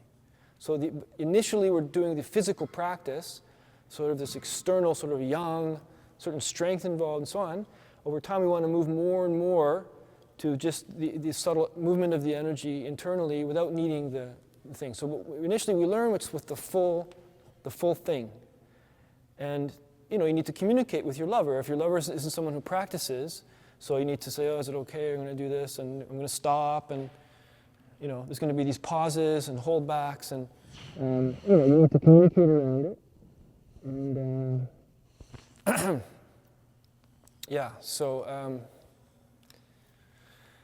yes, sir. Does the tempo of the breathing have to be that quick? Because I find it kind of hard to keep up with you just with the mind muscle, to the clenching on the exhale. Okay. I need to kind of almost go a bit more slowly. Is it because the perineum muscle, once you clench it, takes time to release again? Yeah. It doesn't. I can't stop and I can't clench it and release it as fast Yes. as you're going yet. Okay. So certainly go at your pace. Definitely go at your pace, number one. Number two, when you're training the muscle, make sure that when you do your squeezes that you release fully each time. You want the full range of fully released and fully clenched. And then there's all kinds of in between where you're just doing like subtle breathing where you like slightly tone the area. You draw energy there. But you want to have the full range. And then it will start naturally to happen more. The truth is, once you're very aroused, you're highly aroused, it's good to just clench it the whole time. Right? Like if you want to work at 80-90% arousal, and you've trained your pelvic floor, you can, you just hold it all the time, and it helps to suppress the ejaculation, and then keeping the energy going upwards. And the clenching is more just so you The energy is the clenching there is to create a floor, so the energy is not going to move out, and it's closing it off from the penis. Basically, for the men, it's for closing off from the penis. For women, it's you're clenching, and like when they work with the stones, it's the physical action of drawing, pulling up. These muscles are what do you call it? A circular muscle, like the sphincter, and the PC muscle. It's this this drawing up. And we also do with the exhaling, and then like the bandhas in yoga, where you pull, just pulling everything up. So it's both a physical action of pulling everything up, and then that reflects energetically as well. The energy is like, oh, okay, up we go. What's that? Toilet plunger. Okay.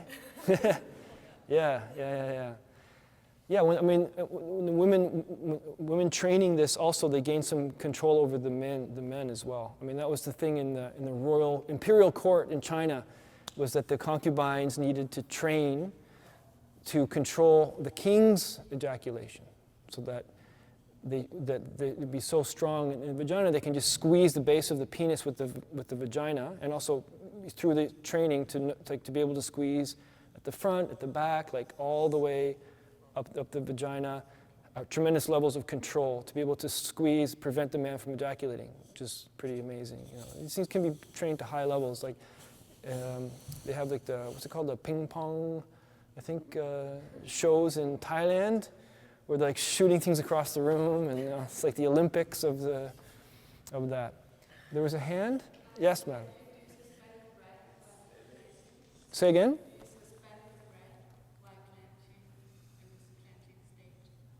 During this lock practice that we're doing right now, yes, you do on the 9th one, you inhale, bigger than usual, and then you do that whole clenching thing. Okay? And then if you breathe out and breathe in again and direct all the energy back to the front of your head, surely you can do it a couple of times. Say that one more time. If you breathe. So you go through the entire process. Yes. Breathe in, lock. Yes. Lock. Yeah. Lock. Breathe out, lock again. Not in this particular practice. Not in this particular. You wouldn't be locking twice then. Then you enter the yin phase. You've moved the energy, you let the energy settle, and then you sort of just be with the energy, be with your partner if you're with a partner. The sort of entering the non-doing. There's always that balance. There's like the doing, the yang, the practice, the thing, and then there's the just being with the energy, with the flow as it is. Yes. So if you were to stop ejaculating, would you have more energy? Like if I were to be Oh, ejaculating yes. 5 times in a day, that'd be less of that energy that's going to be circulating around? Yes, because the jing, when you ejaculate, you lose your jing. You have a certain number of ejaculations. Again, it's according to Chinese medicine. I'm not a doctor of Chinese medicine. In terms of practice, in terms of the Taoist understanding of these things, that you lose your essential life force through ejaculation. So you want to only do that when you want to have kids. But in terms of there's something called the golden state. So for men, in order to be practicing to have energy to work with, you lose your vital force when you ejaculate, and that's why we feel after you sort of have the refractory period, and there's you want to go to sleep, and there's a loss of energy.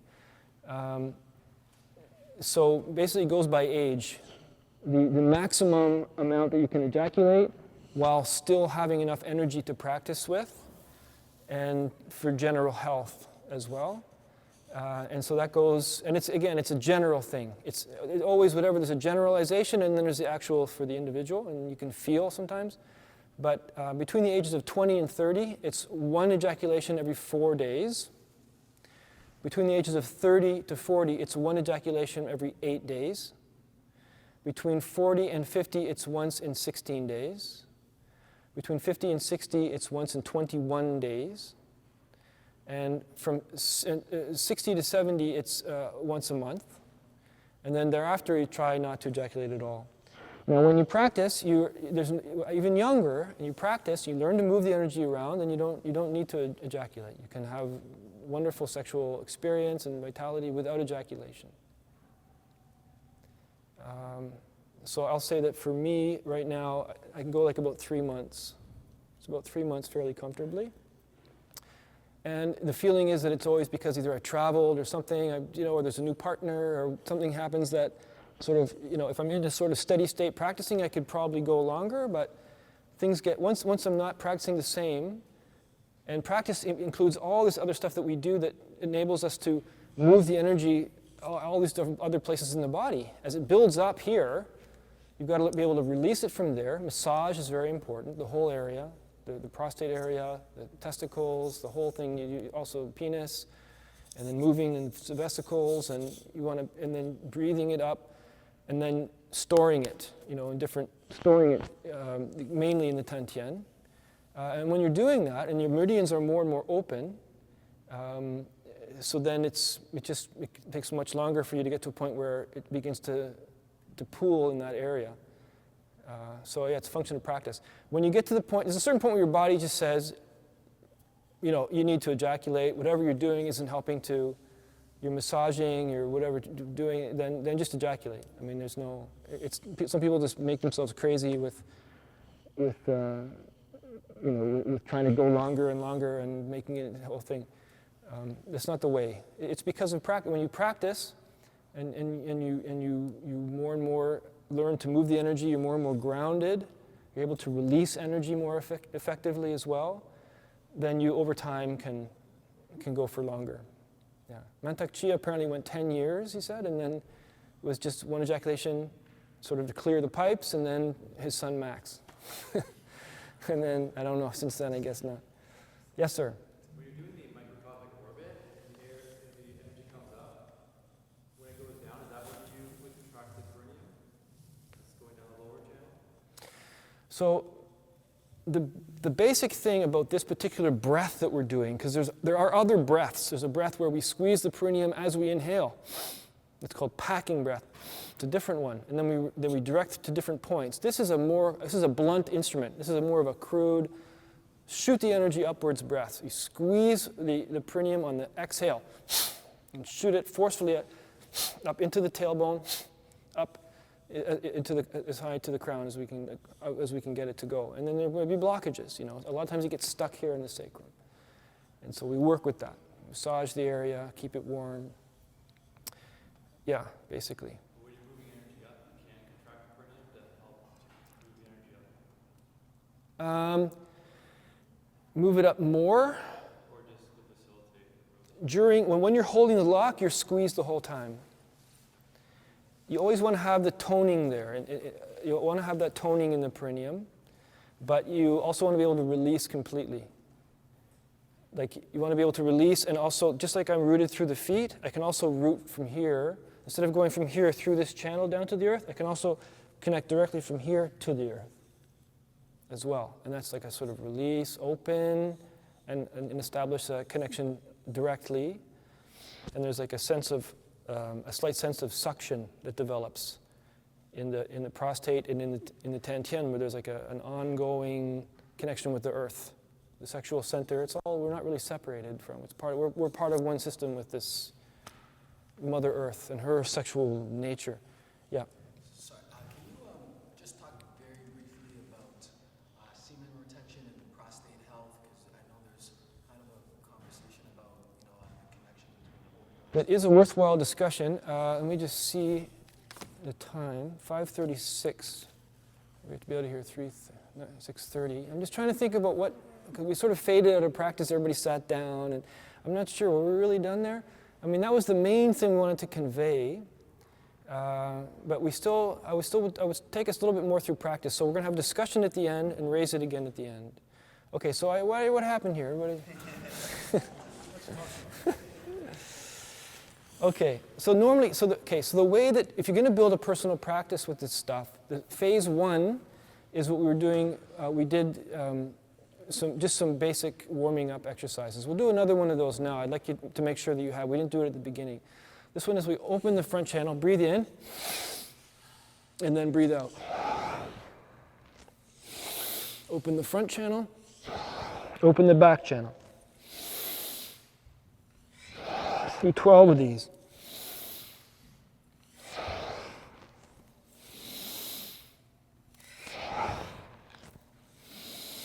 Really round your back.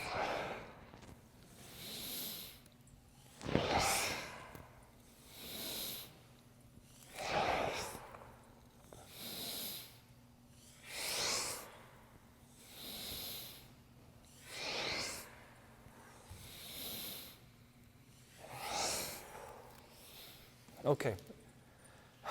And again, with that movement, no sudden stoppage. Feeling it open. Okay. Find our stance. Shoulders are relaxed, even a little bit forwards. If we do this, the energy can get stuck here. Keep it loose. Chin is tucked, so energy can pass through the C7 point. Tailbone tucked. Sitting, not sitting. Falling, not falling. Rooted to the earth. Find the smile behind the eyes. Yeah. Smile feeling. Just a question of remembering to connect with the smile, remembering to smile.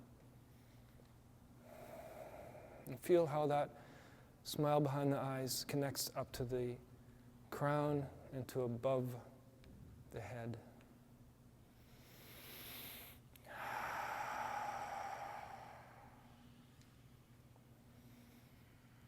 Wu Chi posture. Hands in front of the sexual center. Breathing into the sexual center.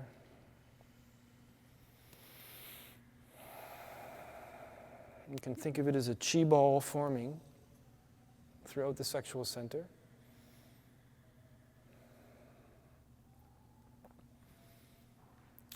Now I'd like the women to focus a little bit breathing into the ovaries now. If you need to take your hand and make the triangle, thumbs over the belly button and find where those pinkies are, and you can do that. Just give a little awakening tweak to the ovaries, breathing into the ovaries and smiling to the ovaries.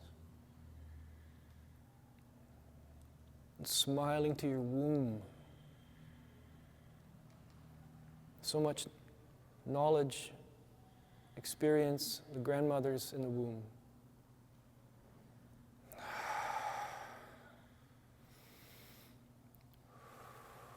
And the smile is to be attentive. The smile is to listen.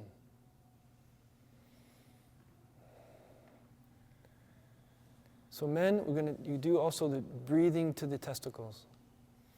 The dragon pearl breath.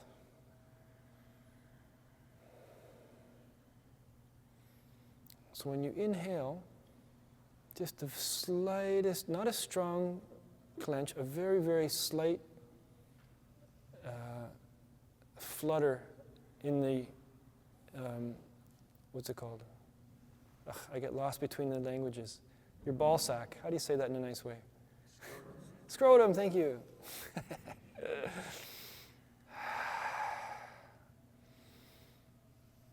Yeah, so listening to the testicles. And also smile to the prostate.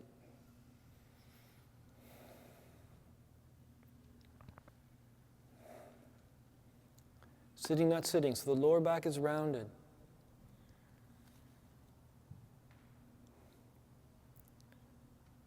Okay, we're going to do 3 more sets now. Same breath. I've learned to just pound home the main thing. Get people to retain. So we're going to do 2 sets without the power lock. On the 3rd set, we're going to do the power lock and the big draw. So here we go.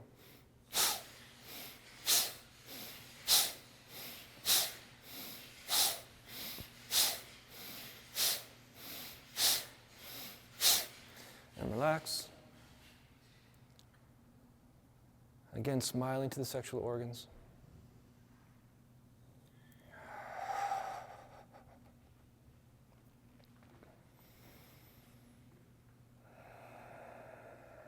And in between sets, we just feel the energy where it is. No need to do anything. So we alternate between yin and yang. Okay, next set.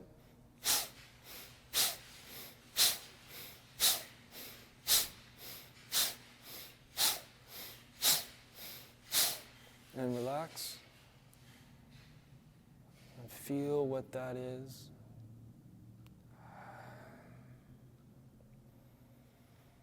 If you need to soften the stance, if the knees hurt or something, you can soften the stance. Try to stay connected down. Keeping the smile, spine straight, not tense.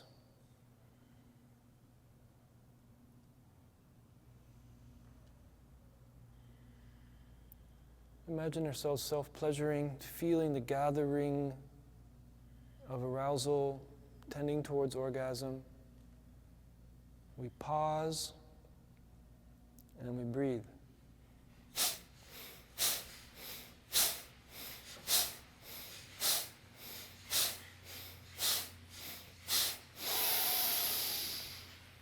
Hold, clenching the toes down to the earth, clenching the buttocks, clenching the entire pelvic floor, making a fists. Tuck the chin, fairly forcefully tuck the chin, clenching the jaw, squeeze the eyes and gaze upwards to the crown and hold. Just hold. Allow the energy to rise. Tongue to the palate when you're about to release. Release, relax.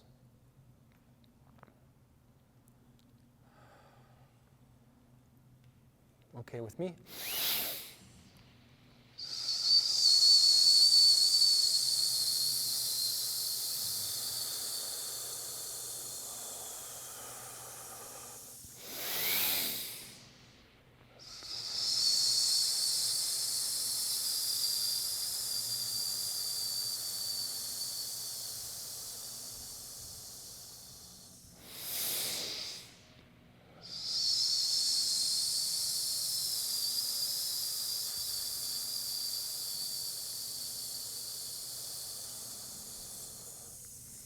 Now, heart sound, we're going to allow any negative energy or excess energy that's gathered in the heart center, we're going to release in this way.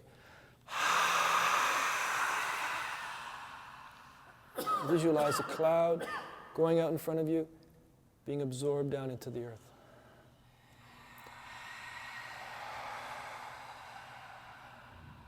Excellent.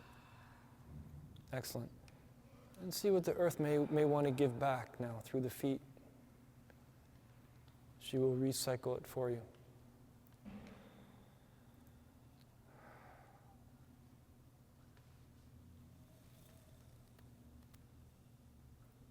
Okay.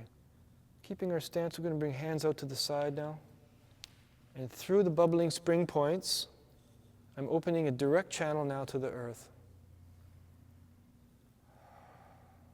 Grounding, releasing, receiving. So open a two-way channel and allow to flow whatever needs to flow.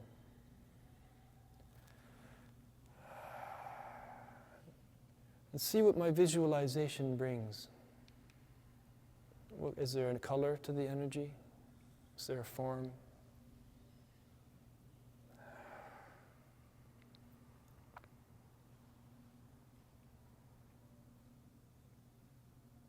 Now I can have my hands facing forwards, and I extend from that bubbling spring point straight in front,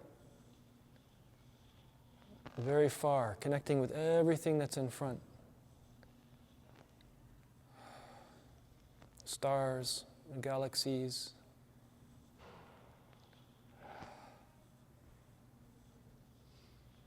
And then the hands come turned upwards. Connect with the heavenly fire. And again, it extends far as we choose to imagine it to extend. Also above, all the galaxies above, different qualities of energy. Connecting with everything, giving and receiving.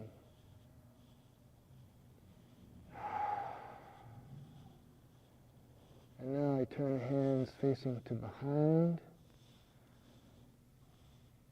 Again, extending as far as I wish. Light years behind. Suns and stars, galaxies. Cosmic Qigong. Okay. Now I bring the hands onto the Tantien area, right around the belly button, a little bit below for men, slightly above for women. And then, if I am in a male body, I go, so from, let's say there's a circle here. So from the top of the circle, I go to my left. So if there's a clock here, I'm going clockwise. 36 times. If I'm in a female body, I start from the top and I go to my right. I do 36 times that way. And what we're intending and visualizing is we're drawing all of the energy from this practice into this center of the body, into this cauldron of the Tantien.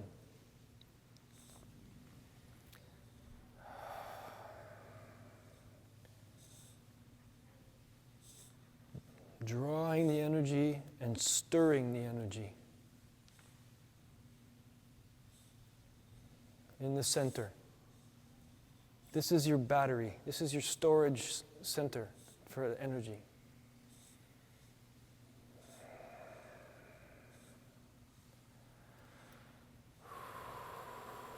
Smiling to the Tantien.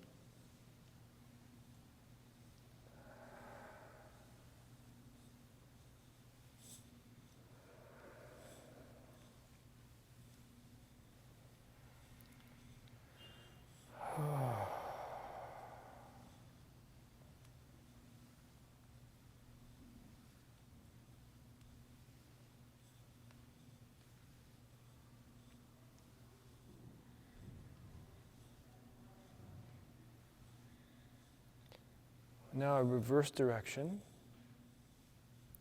So if I'm in a male body, I now go from the top of the circle to the right and around, counterclockwise, if there's a clock on my stomach. And for women, now the other way. And this I do 24 times. And I do it with the intention of concentrating the energy into a point which is on the central channel inside the center of the body, and forming it into a pearl, an energy pearl.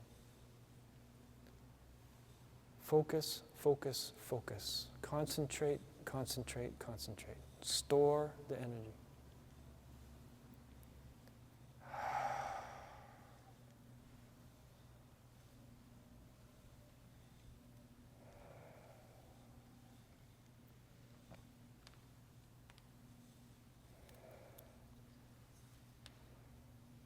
When I've completed 24, just rest. You visualize the pearl. Pay attention to how you see the pearl. And also invite you to inquire about the pearl spinning in a forward direction like this. And it can be spinning very, very quickly. It can be spinning not so quickly. It could be spinning 1 mile per hour. It could be spinning 100,000 miles an hour. Spinning, spinning pearl. The center, the Tantien. And the very center point of the pearl, the mathematical center point of the sphere of the pearl, there is a point of stillness. That point is that's the Shen, that's the spirit, the yang, stillness within the pearl, and the movement of the pearl, that is the feminine motion and power. And that's how we store the energy. And this is what we call, at this point now, this is the yin phase of practice. So we've done our practice, we did our warm-up, warming and opening the body, then worked with arousal, with breathing, arousal and breathing energy around. And now we did some storing of the energy, releasing of excess energy, and storing the energy in the body, in particular in the center point. And then there's the yin phase, in which we just simply relax and allow ourselves to feel what is happening, where the energy sits, where does it flow, through the orbit, and the pearl, any other feelings around me, above me, below me, just to be with the energy, commune with the energy in the yin phase.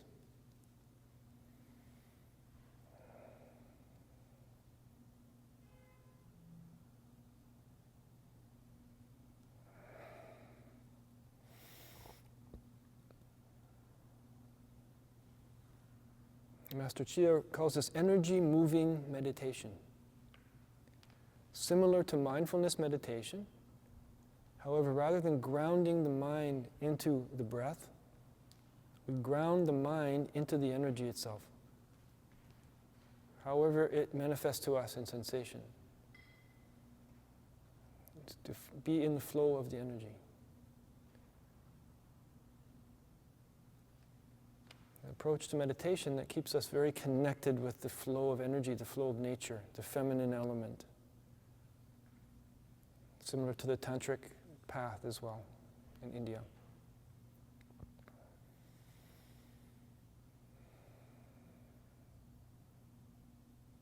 So I'll give you about another minute now just to be with yourselves, to commune with the energy.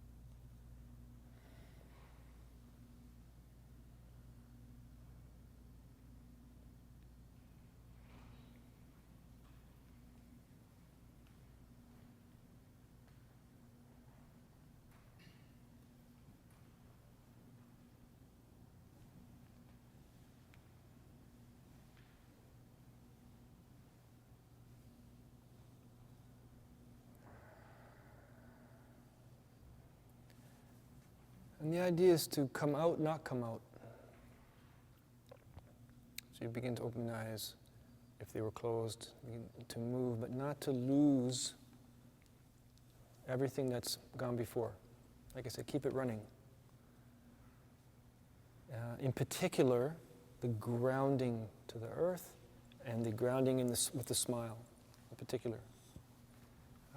Keeping those two poles with us as an ongoing awareness practice, and trying to, over time, become increasingly aware of the arc of energy that forms between those two poles, and that we can open ourselves to these two poles, and we can, with a partner, we can play to enter one or another pole. So as a man, with a partner, I tend to go out to the masculine pole, to the yang pole, and as if surrender my feminine pole out to my partner, and so we increase the polarity, right? We can also play the other way too. I can also enter into my feminine pole and play the other way. So there's obviously an endless amount more to be said. It's an extremely elaborate system, but I wanted to convey in this sort of, I call this like the level 1. I have to develop now the level 2 and how that's exactly going to work. But we covered our grounding, I explain the phases of practice so you can build your own practice.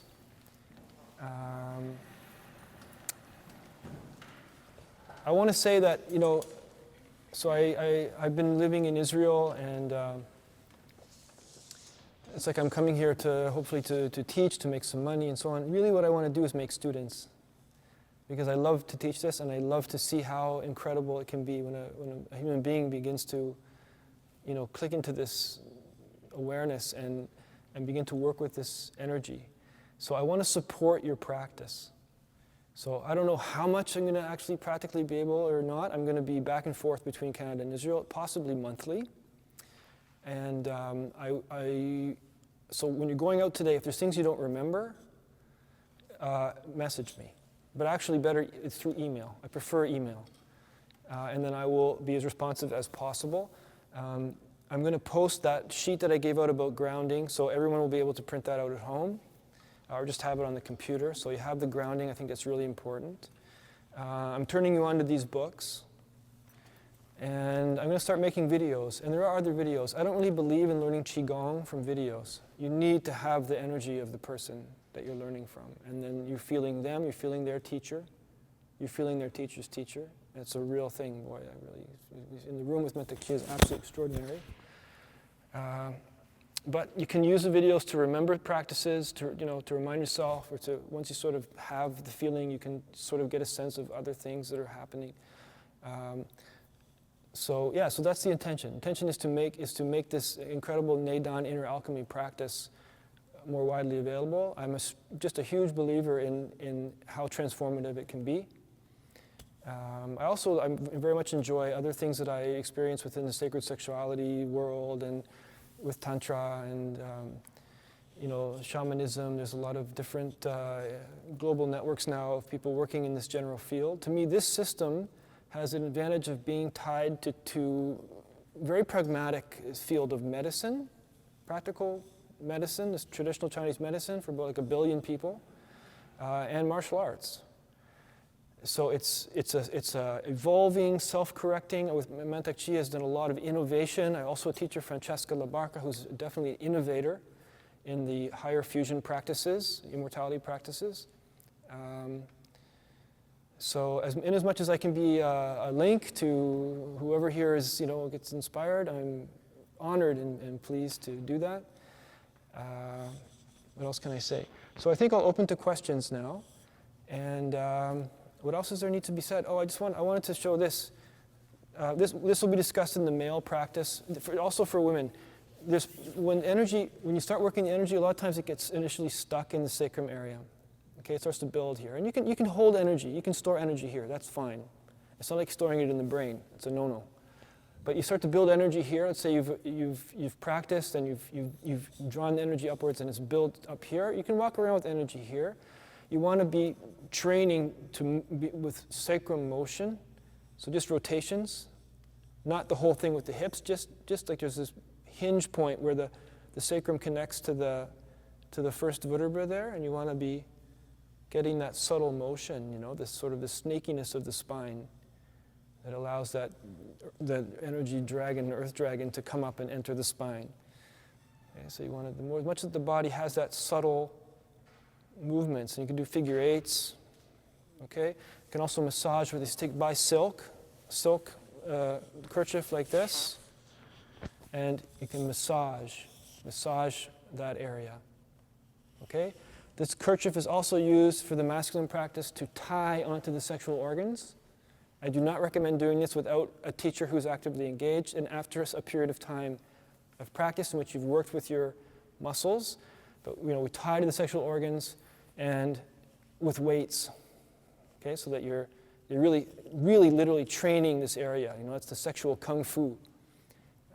It's for love and war. It's for you can take a kick, and you can also control what's going on there, and much stronger erections. You develop all the muscles in the area. Very, very important. Vitality. Okay, so questions, reflections, comments. Yes. About the energy loss while menstruation, do you think it's desirable to actually try to not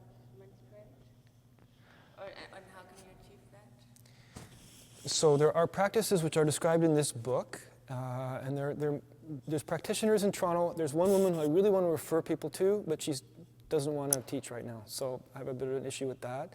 There's a woman named Freya McFarlane here in Toronto who teaches the jade egg practices, which is very important. But it's the ovarian breathing is the main one, and that's the emphasis of that is right after you finish your menstrual cycle and you're starting the pre-ovulatory phase. There's a lot of energy happening. So learning to breathe the energy from the ovaries down to the hui yin area and then up the spine like we were doing today with intention, with the packing breath, and it's not that hard to learn how to do, and I strongly encourage you to do that. And I think it's best to learn with a female practitioner, Yeah. I would say. But so that means that, you would, like in an ideal state, you would not menstruate anymore. There will be less of your life force energy going into producing those eggs and everything else that's going on to prepare for pregnancy. If you're not planning on becoming pregnant, then there's no need to just release that energy, and it's also the discomfort of that whole process. So you can reduce that discomfort, and you can reduce the also the premenstrual phase of things by doing those practices at that time, and just moving the energy upwards. And then, and if you choose to do, if you do it a lot, and again, I know women who have done that. I myself can't speak to it obviously directly. Then yes, you can cease menstruation, and then after a couple of months of stopping the practice, menstruation recommences. Okay? Yes? If you're not menstruating anyways due to like hormonal imbalance or disease, can this be beneficial in restoring healthy menstruation, or like how would you not do these practices in that case if you're hoping to like get a healthy period back? I don't feel qualified to speak to that directly. I have two teachers who pop into my mind who maybe I can put you in touch with. Two female teachers, and I think it's also a good question for a doctor of Chinese medicine as well. What I would just say is that generally speaking, having the energy, it's like having control really of the energy. I don't like the word control because it's a little bit like, it's more like entering a sort of a dance or dialogue with the energy. The energy is intelligent. We bring the energy into the body. I remember at one point we were in the room with Mantak Chia and doing the practices, and I started getting this old injury started for no reason at all. I wasn't doing anything particular. I started getting this old shoulder thing. And I asked him about it. He said, yes, when the energy enters the body, it will go to wherever there's a problem, and it begins starting to try to heal the problem. So you get old injuries popping up because it's there's some underlying thing still there, some blockage, and it wants to open it up. There are situations in which you don't want to practice these practices. One of them is, for example, if you're sick. When you work these practices, you're sort of opening energetically and you amplify things. So you don't want to amplify sickness. If you're having extreme emotional states, also. We talked about clearing of emotion and so forth. So if there's a disease state, my tendency would be to say to get some understanding about how that is. But if you're going to go do acupuncture, you can speak to the doctor of Chinese medicine about what the acupuncture is doing, and can you be using the qigong also to heighten the areas. And there are specific postures for different meridians. These certain things that we do to open up different meridians that might be a focus of acupuncture treatment, and you'll be doing it through practice rather than through acupuncture. Yeah. Can you talk a little bit about, again, prostate health and also semen retention and the implications of it? Yes. So there are doctors who don't like this thing about, especially the external blocking of ejaculation. But I want to make sure I'm getting your question right. So explain it to me again. Yeah. So from what I've kind of been hearing is the idea of you need to ejaculate more frequently than what some other people would suggest for the benefit of your prostate health, to avoid prostate cancer. Things. So has that been something that other people have heard? It's just something I've come across. So. Yeah, there's actually a host of issues around some of this where there are doctors, allopathic Western medicine, who are very suspicious about the whole idea of not ejaculating. There is, for the masculine practice, when we're starting to learn and we want to retain our semen, but we're not yet we don't have yet the control down there. We haven't strengthened the muscles enough. So there is a thing when you start, you just in the moment of you hit the point of no return, to put the fingers like these two fingers stabilize this one. That one goes right onto the, what's it called? I don't know, the channel there underneath there, where the seed will normally pass, and you block that. So you're having the orgasm, but no seed is going. Controversial. It's under your own advisement.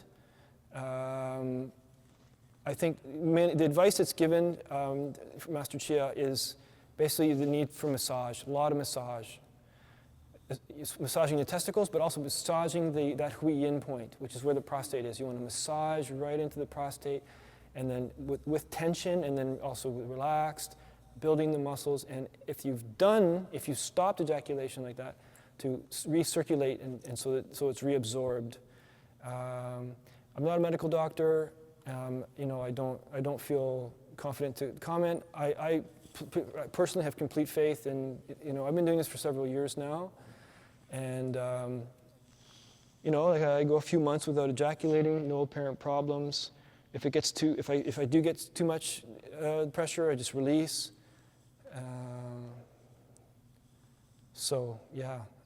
I go with the Chinese medicine on this one. Yeah. Yes. I don't know if I'm misunderstanding. I guess I'm just wondering what the female the analogous thing for female, women would be for that. Because it sounds like you're talking about withholding from ejaculating. Yes. And withholding your menstruation. But when I think about pleasure and orgasms, it seems like there's a disconnect there. Yes, it's different. Women do not lose energy through their ejaculation, for example. So women also have ejaculatory orgasm. Teaching is that it's not a loss of energy. It's not a significant loss of energy in the way that the semen is. Tremendous, that each organ system has its jing, has its essence, that it sends in order to create the new human being. And you can, whatever it is, 70 billion humans you can make from one ejaculation. It's a tremendous amount of subtle energy that goes into that. So, yeah, it is very different. Even though the female ejaculate is highly, highly praised for its qualities of being like a pure yin essence, it somehow doesn't cause a loss in that for the woman. So it's more like life force energy instead of orgasmic energy. I don't know.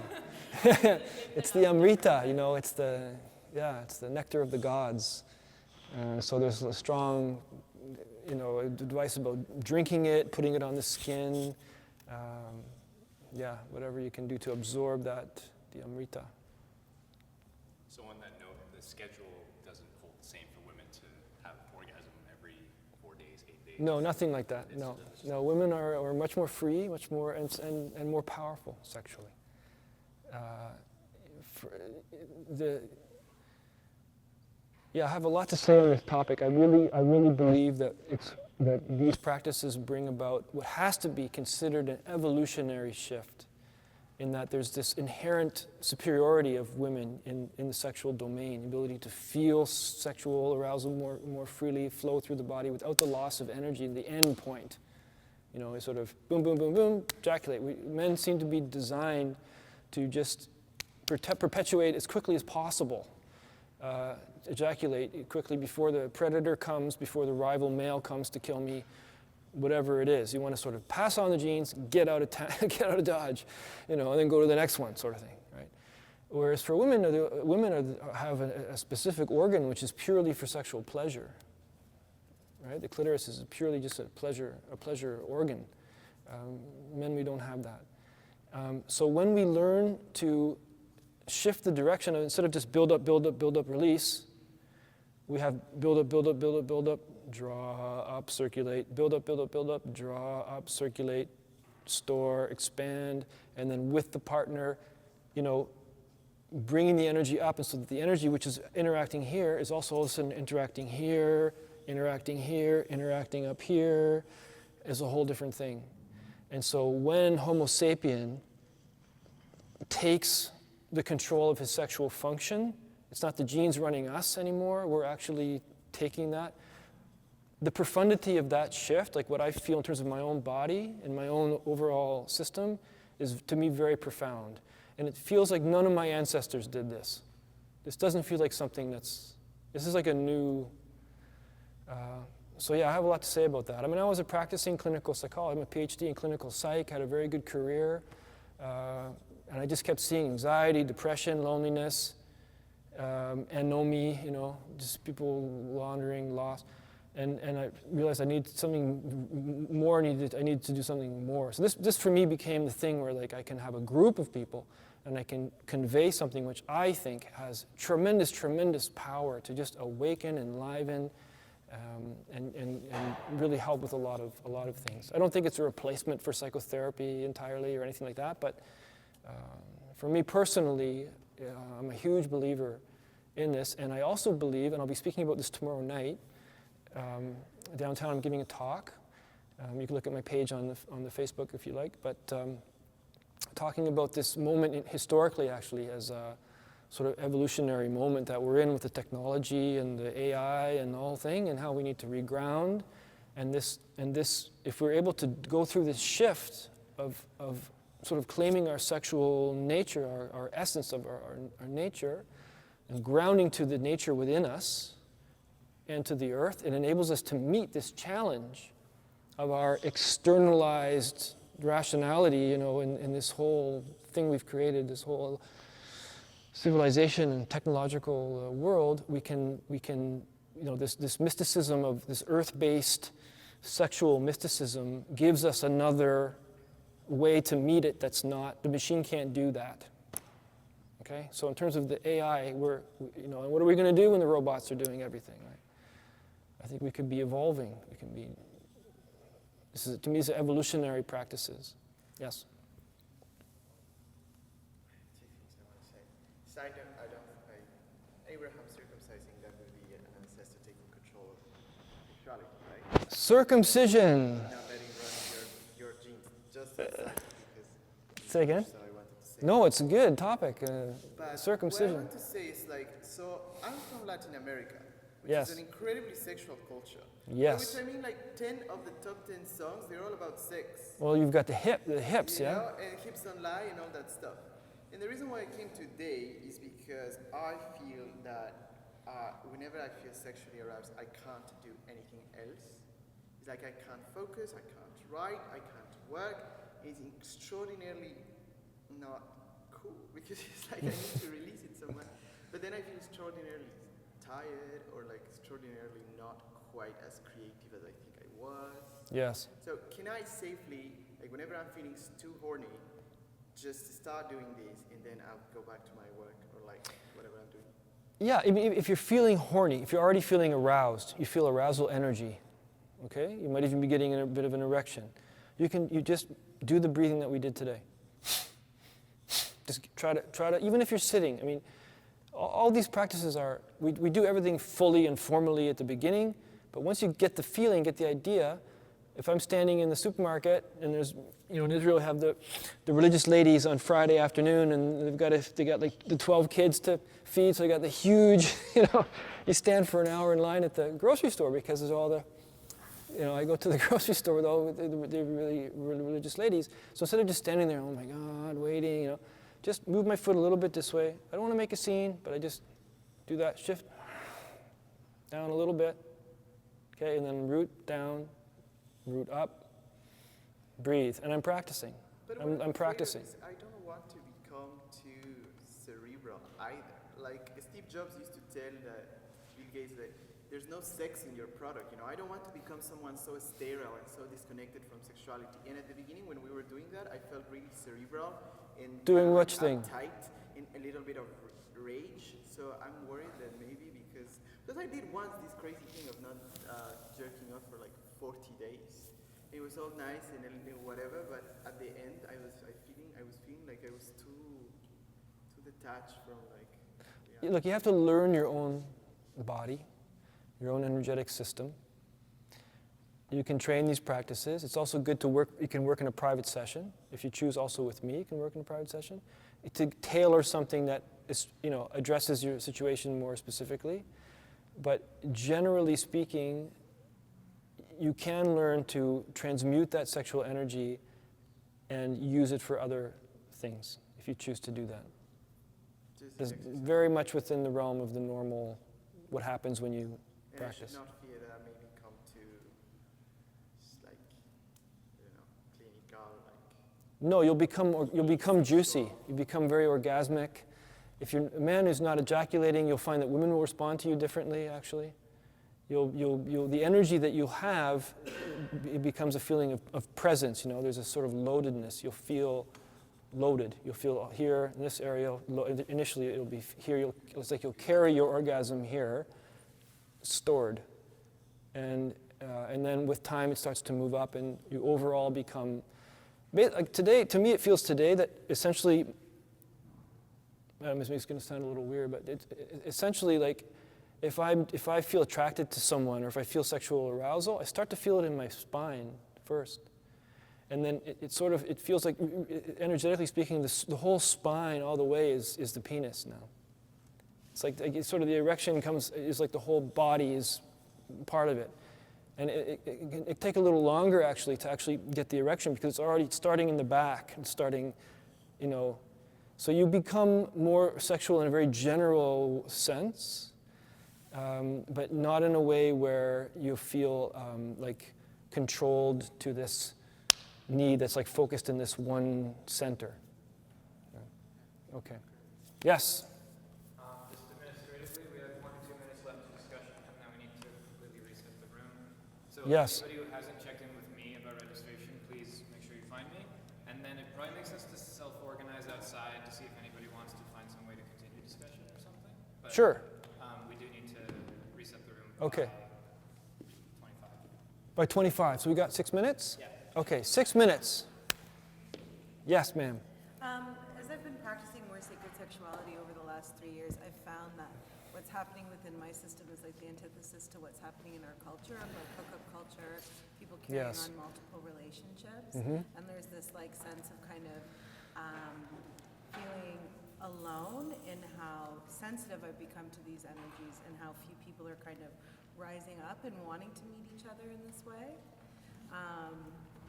I'm also wondering if there's a way with kind of like hookup culture and carrying on multiple relationships that we're taking in so much of other people's energies.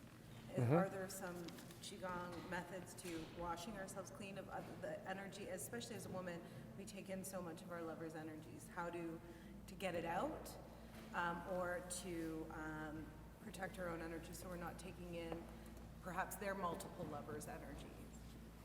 Yes. So I like the phrase, don't make love with anyone you wouldn't want to be. You wouldn't want to be? Yes. Wow. Because you will merge your energy with anyone you choose to make love with. I would not personally, as someone connected with sacred sexuality culture, you're calling, and I did also the ISTA. I don't know if you know the ISTA training. I just did level 2. I think that it's really very individual, and it's about knowing yourself, knowing your needs.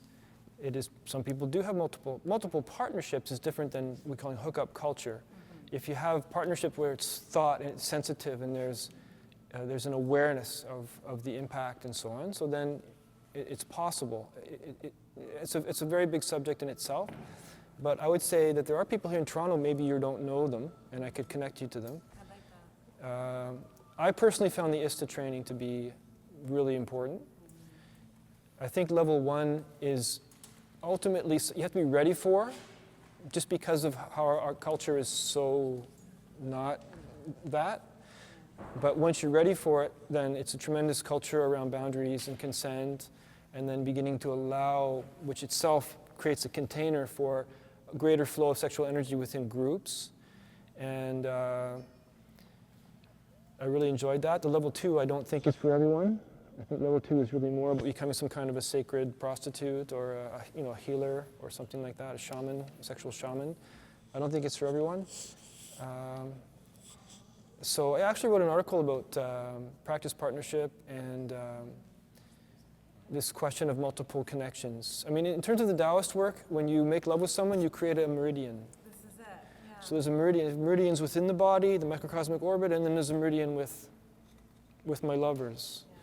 And so if I have a whole system of meridians and they're like not really cared for, and it can be just draining of energy. You know, I've got this woman in my mind who's, you know, had an encounter and it was so powerful, and I started keeping it in mind, but she's really not there anymore. You know, she's somewhere else in the world.